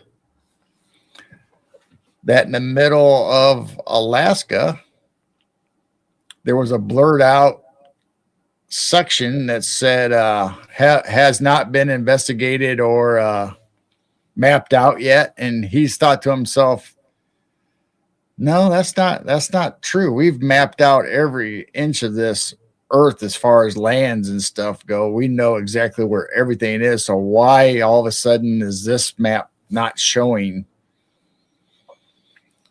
So he dug into it closer, and supposedly there was a military operation that went into inner Earth or inside Earth in Alaska, and there was a black pyramid and a race of people there. So we did a whole show on that. So here's the cannery.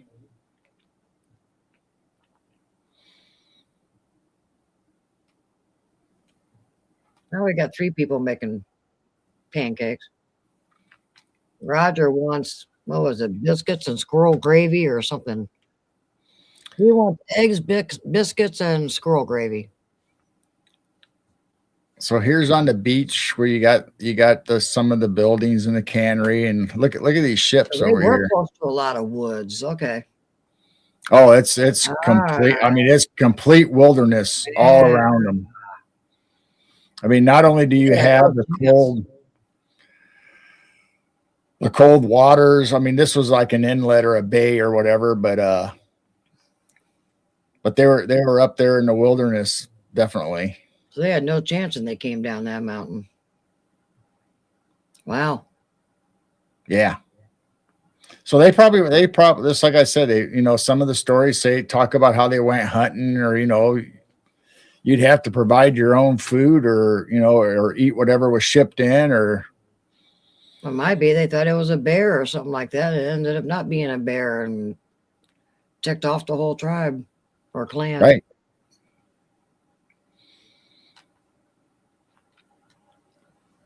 Wow. So there's a lot of nice or cool old photos of it. So here's an overhead shot. Some got out though, right? Not all of them got killed, right? Yeah, I mean they were out. like the story was saying. Their animals were disappearing. People that went out hiking or hunting started disappearing. Some of them were decapitated that they found or mangled, and so they didn't know if it was like a feral person or what they call like a wild man or hairy man, or if it was actually a Bigfoot or Sasquatch. A lot of people think it was a Bigfoot Sasquatch the way it was described. I mean, it was like 8 feet tall, hairy, muscular, big.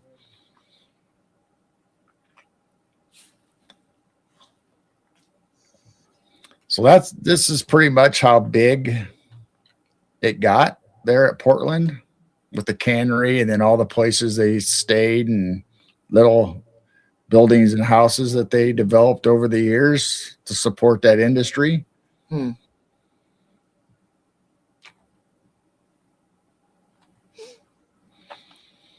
So this is who This is Nathaniel Portlock, the British sea captain that the Portlock was named after.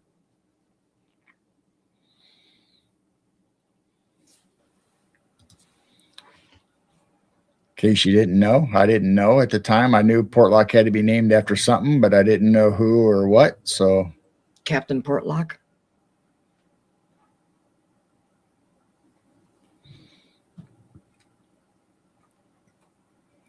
So anyway, the pancakes and map digging. Like I said, there's plenty of stories. You can go out there and read them. I don't have any of them right in front of me, so I'm doing this out of memory. Like I said, I think hunters, some of them hunters shot it, whether on accident or on purpose, because they thought it was a creature or they thought it was a bear or they weren't sure really what it was. They just knew it wasn't necessarily human. Although a lot of people describe Bigfoot as being human, so I guess it depends on how close you are to it. But so people and animals were disappearing, and there was by the time they moved, they literally left everything there, just took whatever they could and left like overnight because it was getting so bad that they were being terrorized actually in the town now compared to being out in the woods getting lost or. And what year was this? I knew you were going to ask me that. I can't.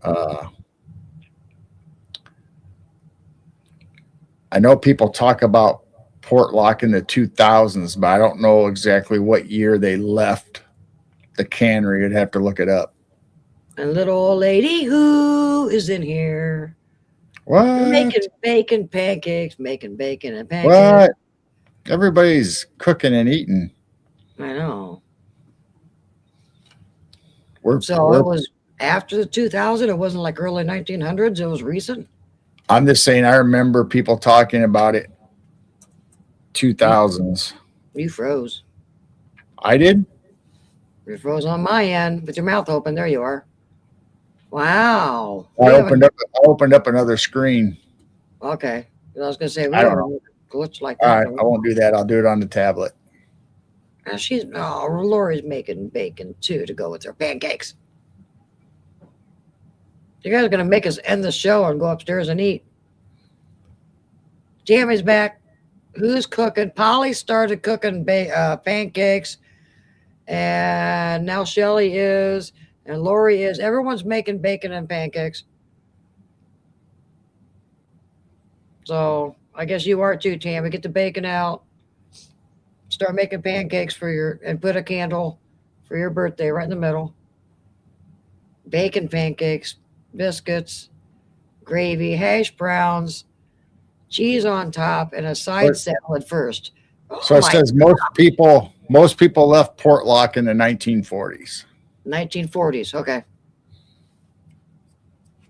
But you can go on YouTube or you can find the videos out there where people have went back to Portlock, Chatham, and look at the place and kind of go through where the incidents happened and stuff. But I didn't necessarily want to dig that deep, at least not on this show. Is there any reports of authorities going there after everybody left and took off and go with guns and stuff and I think they did. They were during the incidents going on. They're trying to figure out what was killing things and people. Right. And I was just talking about afterwards if they. No, I think they just abandoned it and they never went back. Wow. Just stay away from it.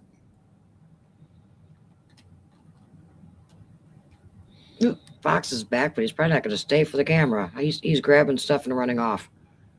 Boy, you got fluffy tail tonight. Is it cold? Hey, he's really fluffy. There's a fox there now? Oh, he's staying. Yeah, if you want to switch over, he didn't run off. He's staying there eating. He's really fluffy. Poor thing. He's so fluffy. Oh, he almost ran off. You're going to have to move the camera down a little when you get it over there. You can see him down at the bottom. He's probably eating his old. Why is he way out there? He almost ran off, but he changed his mind. He's probably eating old soggy bread that's frozen. The coon, another moon pie disappeared, so a coon was eating a moon pie last night. I thought maybe the fox would grab a moon pie and take off. Oh, Yeah, look how fluffy his tail is. he does. He's got a full coat. Fluffy. I haven't seen both of them together here lately. I hope they're still both around.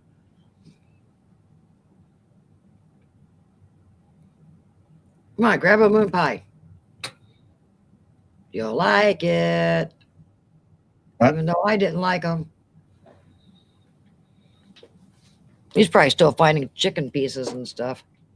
Nobody's really been around to eat all this food. So there you go, buddy. There's your snack.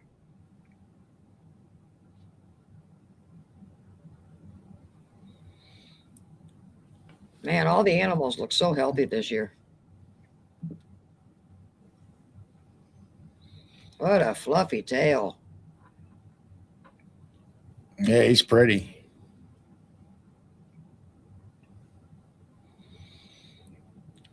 So yeah, so this most of the people at the time called where's he going? He just wandered up. There's still a chicken bone out there. That possum and raccoon didn't find that. Wow. Either that or it's a French fry. No, that's a chicken bone. That looks like the chicken leg. It must have been buried out there.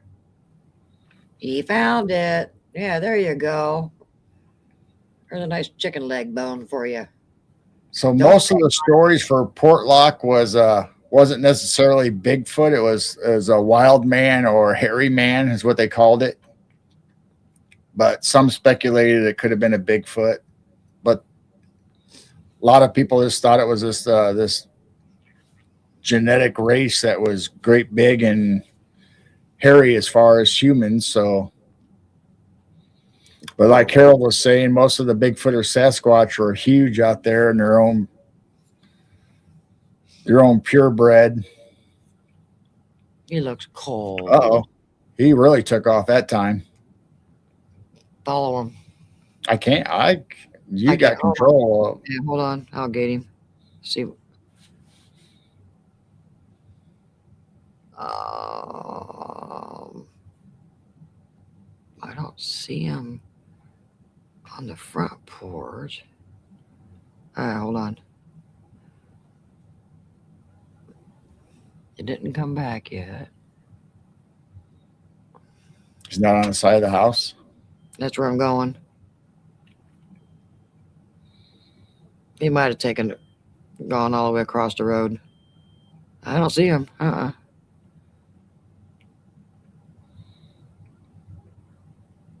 right. He must have kept on going and went to the field across the house. Go back to the critter cam. Oh, show everybody that. Since you got it right there, go back to that. Okay. All right, guys. Right here.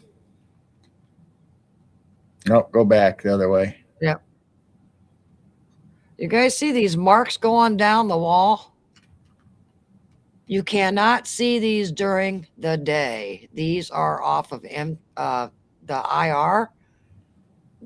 And that the farthest windows down is our bedroom windows. So right here is our windows. And it looks like handprints sliding down the wall. And then the other thing we discovered, I guess I'll zoom in with this one.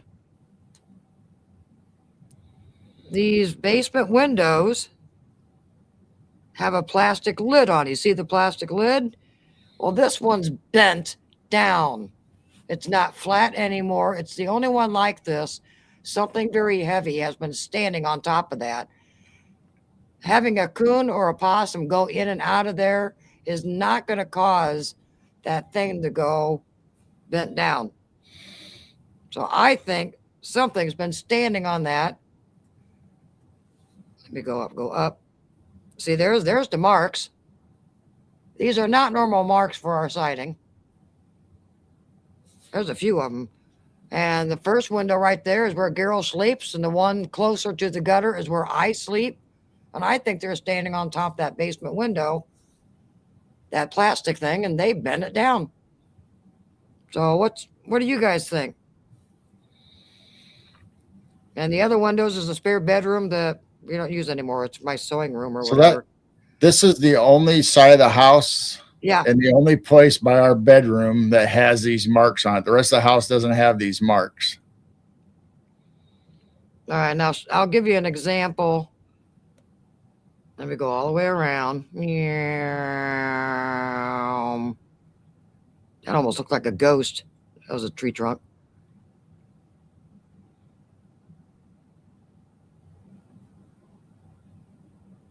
See, now look how flat that plastic is.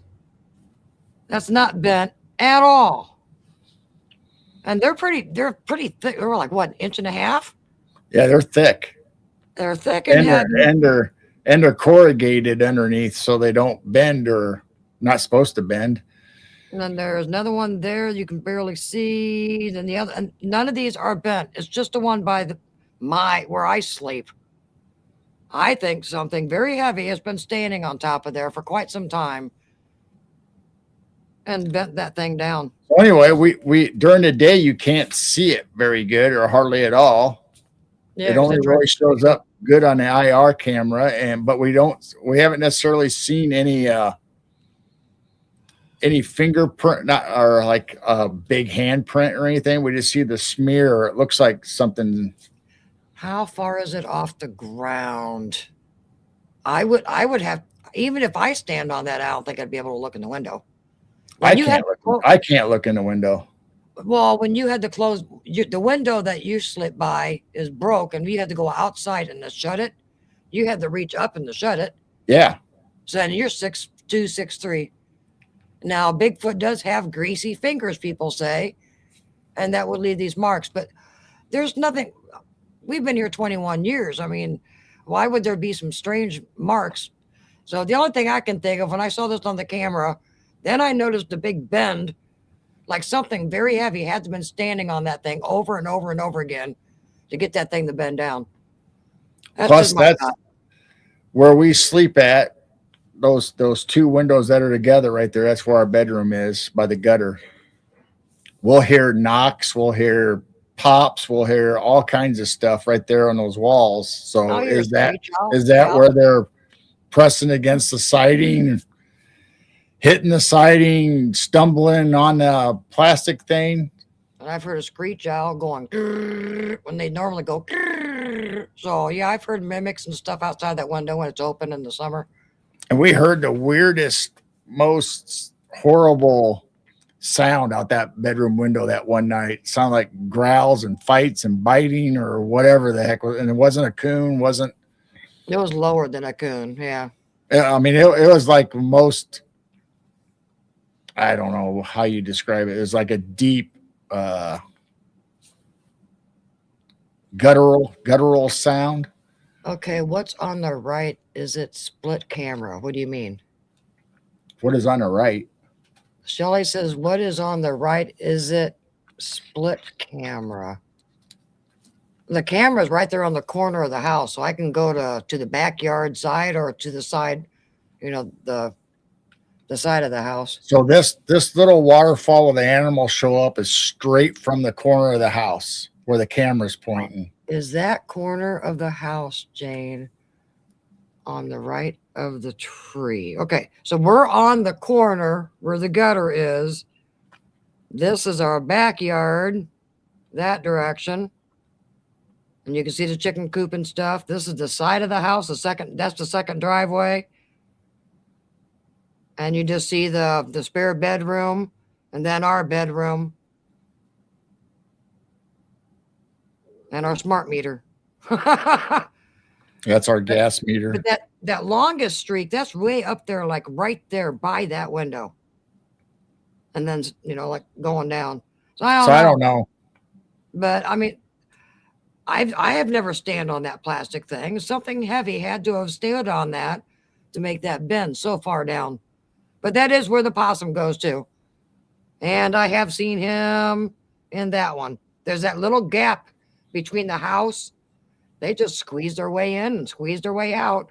And then they're underneath that little plastic area, sleeping in the in leaves and stuff like that. So I don't know. I just thought it was very, very, very strange. When I noticed that bend, I had to show Carol right away. Like, I think something's standing on there, peeking in our windows. Because I'll tell you, let me spin around. That's our second driveway. That's our neighbors. That's the last house that is connected to this field that's behind our backyard. And behind here, past these trees in the second driveway, right in that area, that's where I heard that audible hello. That sounded like a robot. Something was standing on the other side of these trees. And they were in our second driveway. And that's how close they were. So you could see where the second driveway is. Where I was, you can see that far. See my wooden swing over there? That's a little cement area. The screen door and the sunroom's down there. And I like sitting on that wooden bench that is kind of like a swing. So I'm just right there. And I don't know how many yards you would guess. What, 40 yards? 30 yards? Yeah. Yeah. Well, and something was just right over here on the other side of these trees saying, hello. That's probably 100. It's probably 100 yards. If you guys, I think you guys have all heard that story. And if you haven't, Jessica remote viewed that. Well, Jessica's friend remote viewed it, and we had him on the show in November. And we kind of remote viewed that little robot voice that I heard audible. Yep. But yeah, that's how close it was. And I was just standing right there in the backyard. The right of the tree lit up. Lori says robot grandma. It's robot grandma. Could be. The right of this tree? Because I know the raccoon comes up here. I think the raccoon stays up. And this pine tree, it don't go up any higher. Darn it. Way up there, it gets really, really, really thick, and we wouldn't be able to see him. So that's my robot grandma. So I don't know. Interesting. Yeah. I mean, we hear like knocks or pops and bangs on the side right there when we're sleeping. I hear pops in the bedroom, like they're popping in like through a portal or something. Well, that could be fairies or little pops. People or. And that one time, remember I told you that it's kind of like they're up on the roof playing piano. I heard this doo-doo-doo. And then they went to that second bedroom and I heard a doo-doo-doo. And then we have a bathroom off of our bedroom in the front of the house. And I heard the same thing, like they were playing piano on top of our roof. That was about 3 years ago. Yep.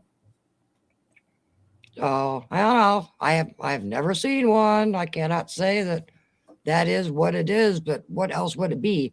I don't think we have a peeping Tom in the neighborhood that's. No, they wouldn't be able to stand up. They wouldn't be able to stand up there anyway. Right. So, those windows are high. And there's several different tree areas that I always watch on the cameras, and you guys know that we've seen tree breaks and strange things, and they're out there somewhere. I just have not seen them. But now we've got, I think, fingerprint evidence. Maybe they slipped and went all the way down. I don't know. That just looks like greasy fingerprints to me that the infrared's picking up. What else would it be that would be on the side of a house that infrared would only pick up strongly? I'm just thinking greasy fingers because they do leave a residue. Could be. I don't know. What's everyone saying about it besides robot grandma? Do it in the wind. Do what in the wind? And the right of the tree lit up. Get some black finger paint powder with fingerprint brush and some tape. Oh!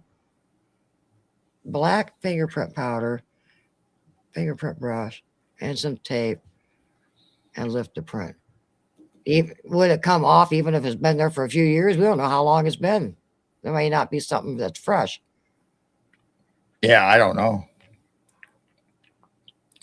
Jane just noticed it. So, but we haven't had this camera on this corner of this house very long. No, yeah, because it was down there closer to like the middle of the house. And then we just, well, in the fall, we put it right there on the corner because I told him I wanted to spin it so I could see that side of the house. We didn't have anything to cover that side of the house. Oh, I see. No, Lori, we had the Fox video, but it's not our Fox video. That was somewhere completely different. It wasn't our property where the fox went through the wall. Oh, yeah, that was a TikTok, wasn't it? Yeah, that was a different video. That wasn't on our property or anything to do with us. We just showed it on our show. Oh, okay, yeah, because we don't normally power hose our house or anything. We haven't done anything to the side of the house.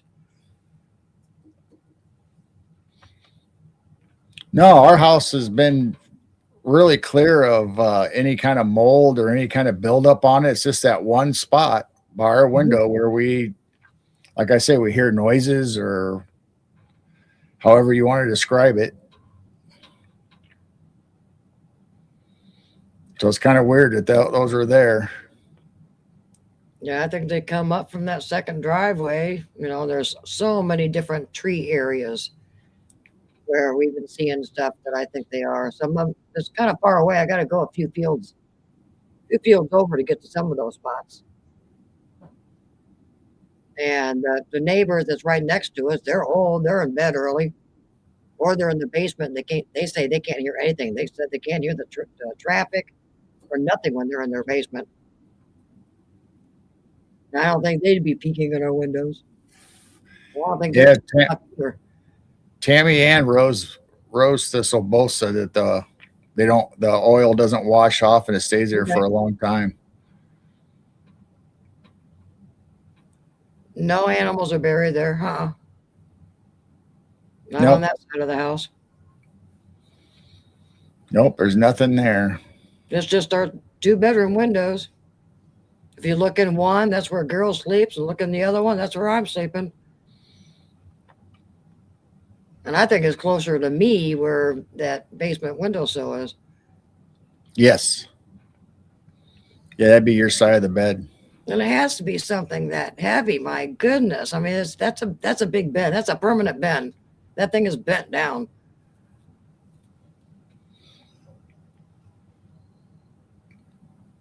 I don't know.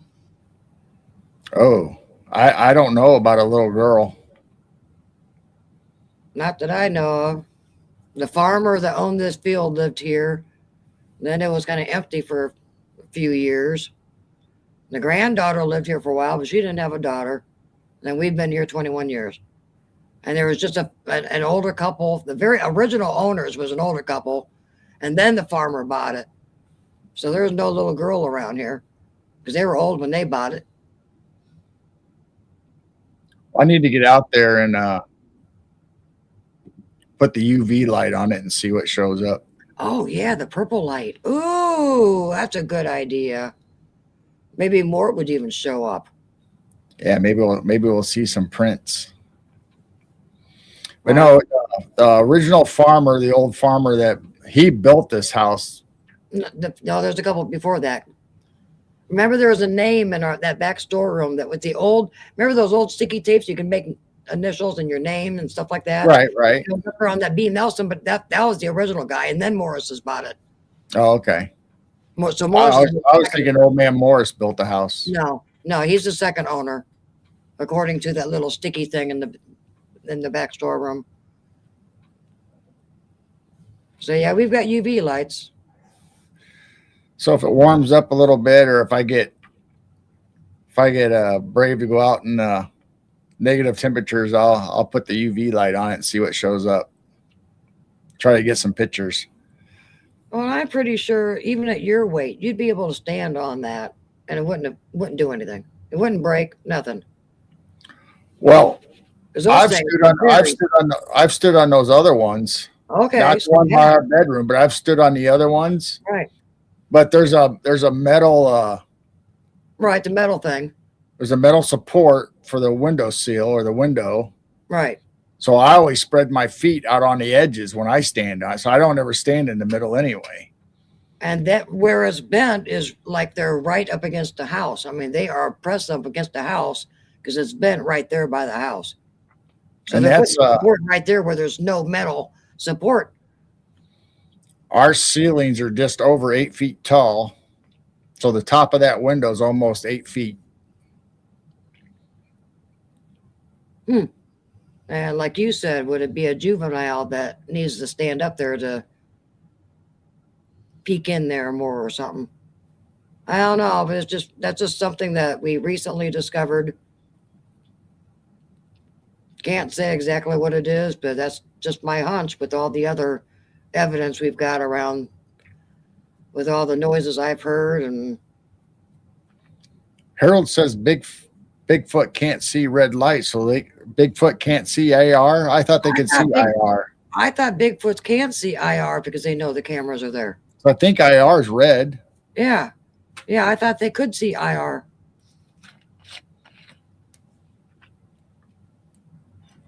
And I know if I spin the camera around, nothing's going to happen because they're going to know that the camera spun around is facing them. Right. I mean, they might be able to sense a frequency or something coming. The only thing I've caught is possibly like a glitchy thing moving, like they're half cloaked out, or like a dark, shadowy thing in the woods a little bit. That's just kind of not really physical. If that makes any sense. Right. So I'm just seeing like little glitchy movements, but I've never seen anything spectacular. The first time I saw eye shine, about crap my pants, ended up being deer. And then there's more of them came out. I mean, that was creepy. Like, oh my God, eye shine. And then there's more of them coming out. And I said, okay, that's deer. Well, I'm going to get rid of the camera. Nothing's going on. Yeah. No deer in the backyard. So there, we shared some new evidence with you guys. So before we go, don't forget we got the cold moon coming up, which is pretty interesting for this cold spell that we're having right now, right before February 1st. For the cold moon, or the snow, if you want to call it the snow moon, but it was always called the cold moon previous. Of course, a lot of people are going to get a lot of snow and a lot of cold, so it could be the cold snow moon, I guess. Snow moon. I like that picture. I know, that picture is really cute. And make a nice Christmas card. And then this is a little early, but I'll go ahead and show it. We'll probably show it on another show. They say coming up, the blood moon eclipse, which is in March. So we're a little early, but will turn red for about 3 hours during a total lunar eclipse visible to nearly 2.5 billion people. So mark your calendars for March 3rd. Has anyone recalled a blood red moon when we were kids, or is this just something the last 15 years or so that started? I don't recall the moon turning red when I was little, or even a teenager, even a young adult.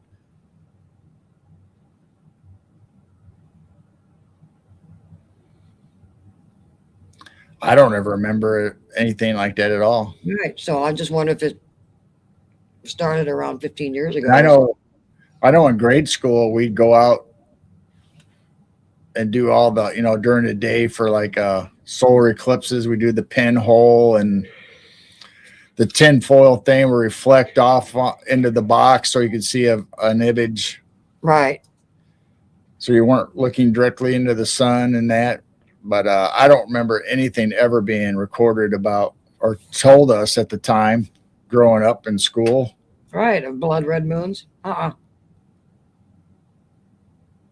that makes me think that's biblical because of all the blood red moons. Because I don't recall this weird phenomena when we were little. So Rose is asking, is it March 2nd in the night or after midnight on the 3rd? And I don't really know. I know, I just saw this, so I grabbed it so we could show it on the show. All I know is it says March 3rd. So I'm assuming The night of March 3rd, going into the 4th. I don't know. It might be the 2nd going into I the mean, 3rd. the moon can be out during the day and the moon can be out during the night. So Does it say what time or anything? no, it does not. So we'll have to look it up and see if we can find out any more information on it. But yep, I saw Haley's comment. I remember that. But red moon, blood moons. I don't know.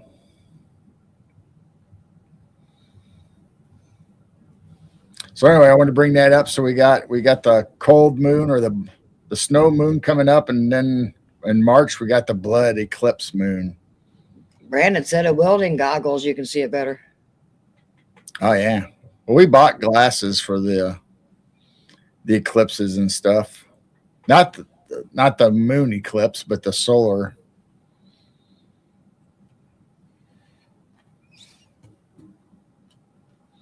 Two.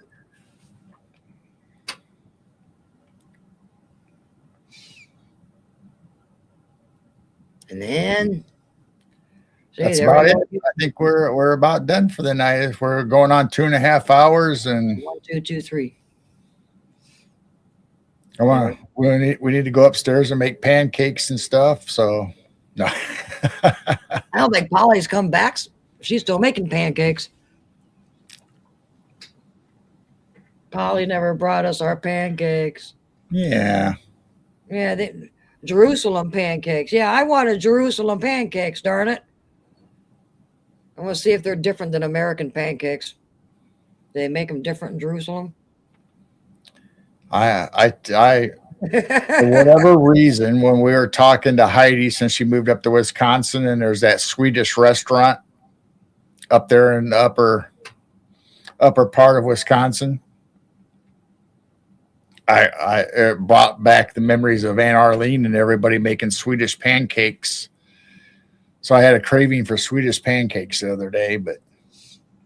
Oh yeah, we haven't had those in a while. We'd have to have lingonberry sauce though. We'd have to drive up to that one place. And we could probably find some online in a jar or something. The Swedish pancakes has to have those lingonberries. Yeah. And it was 1, 2, well, it was 12. It was 1, 2, 1, 2, 2, 3 when I saw it. Eastern time it was 1, 2, 3. Now everybody wants pancakes.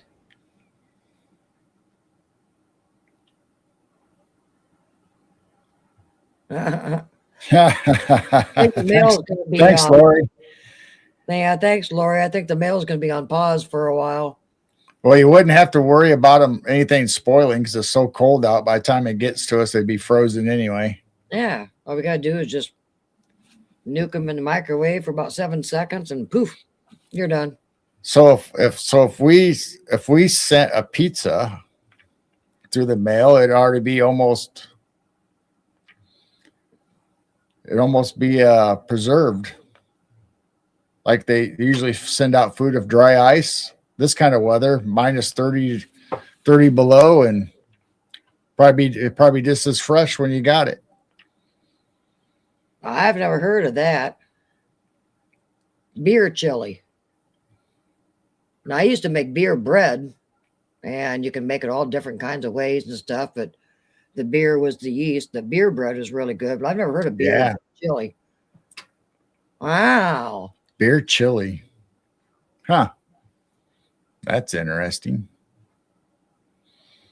It's a recipe. It's weird though. If you watch enough videos on cooking and stuff, there's almost a recipe for everything that you substitute beer in the batter or whatever.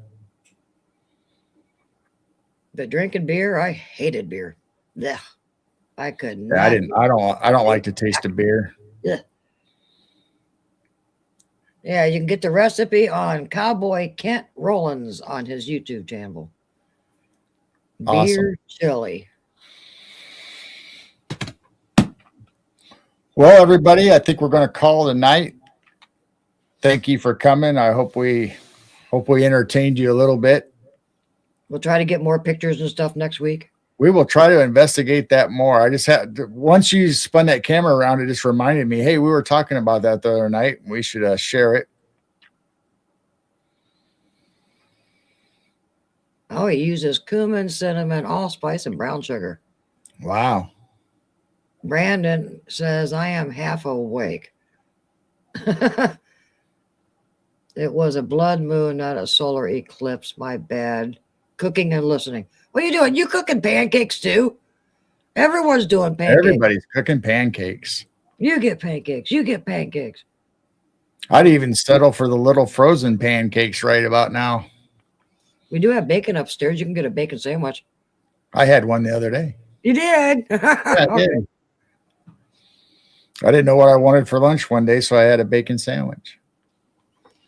I agree, Roger. I can't even stand the smell of beer.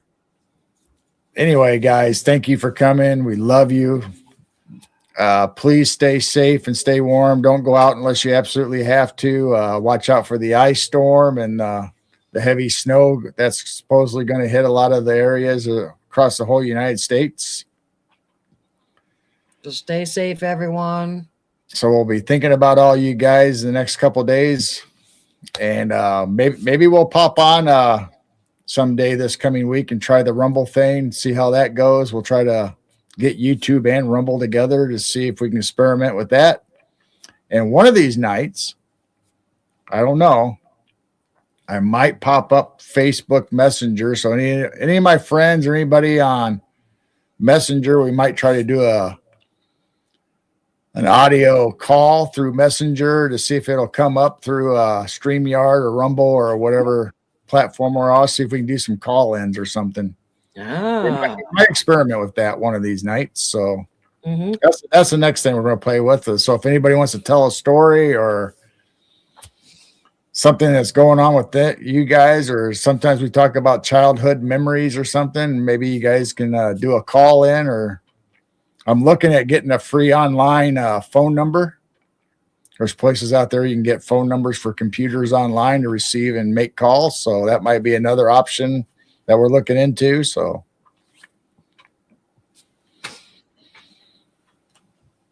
first time making it to the end.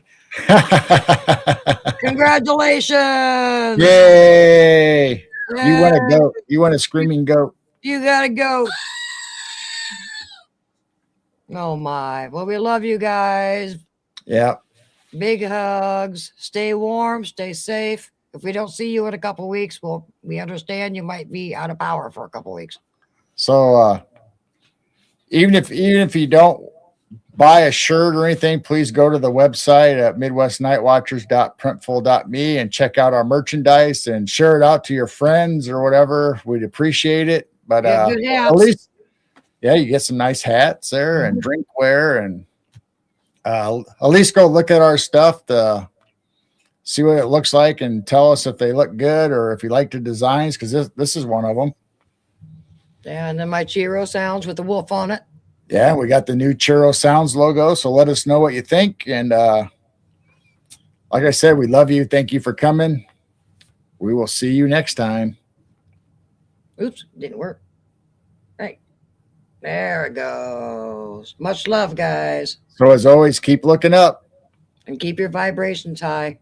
And hopefully we'll see you in the 24/7 stream. Don't forget to check that out and type in chat and let us know you were there. So good night, everybody.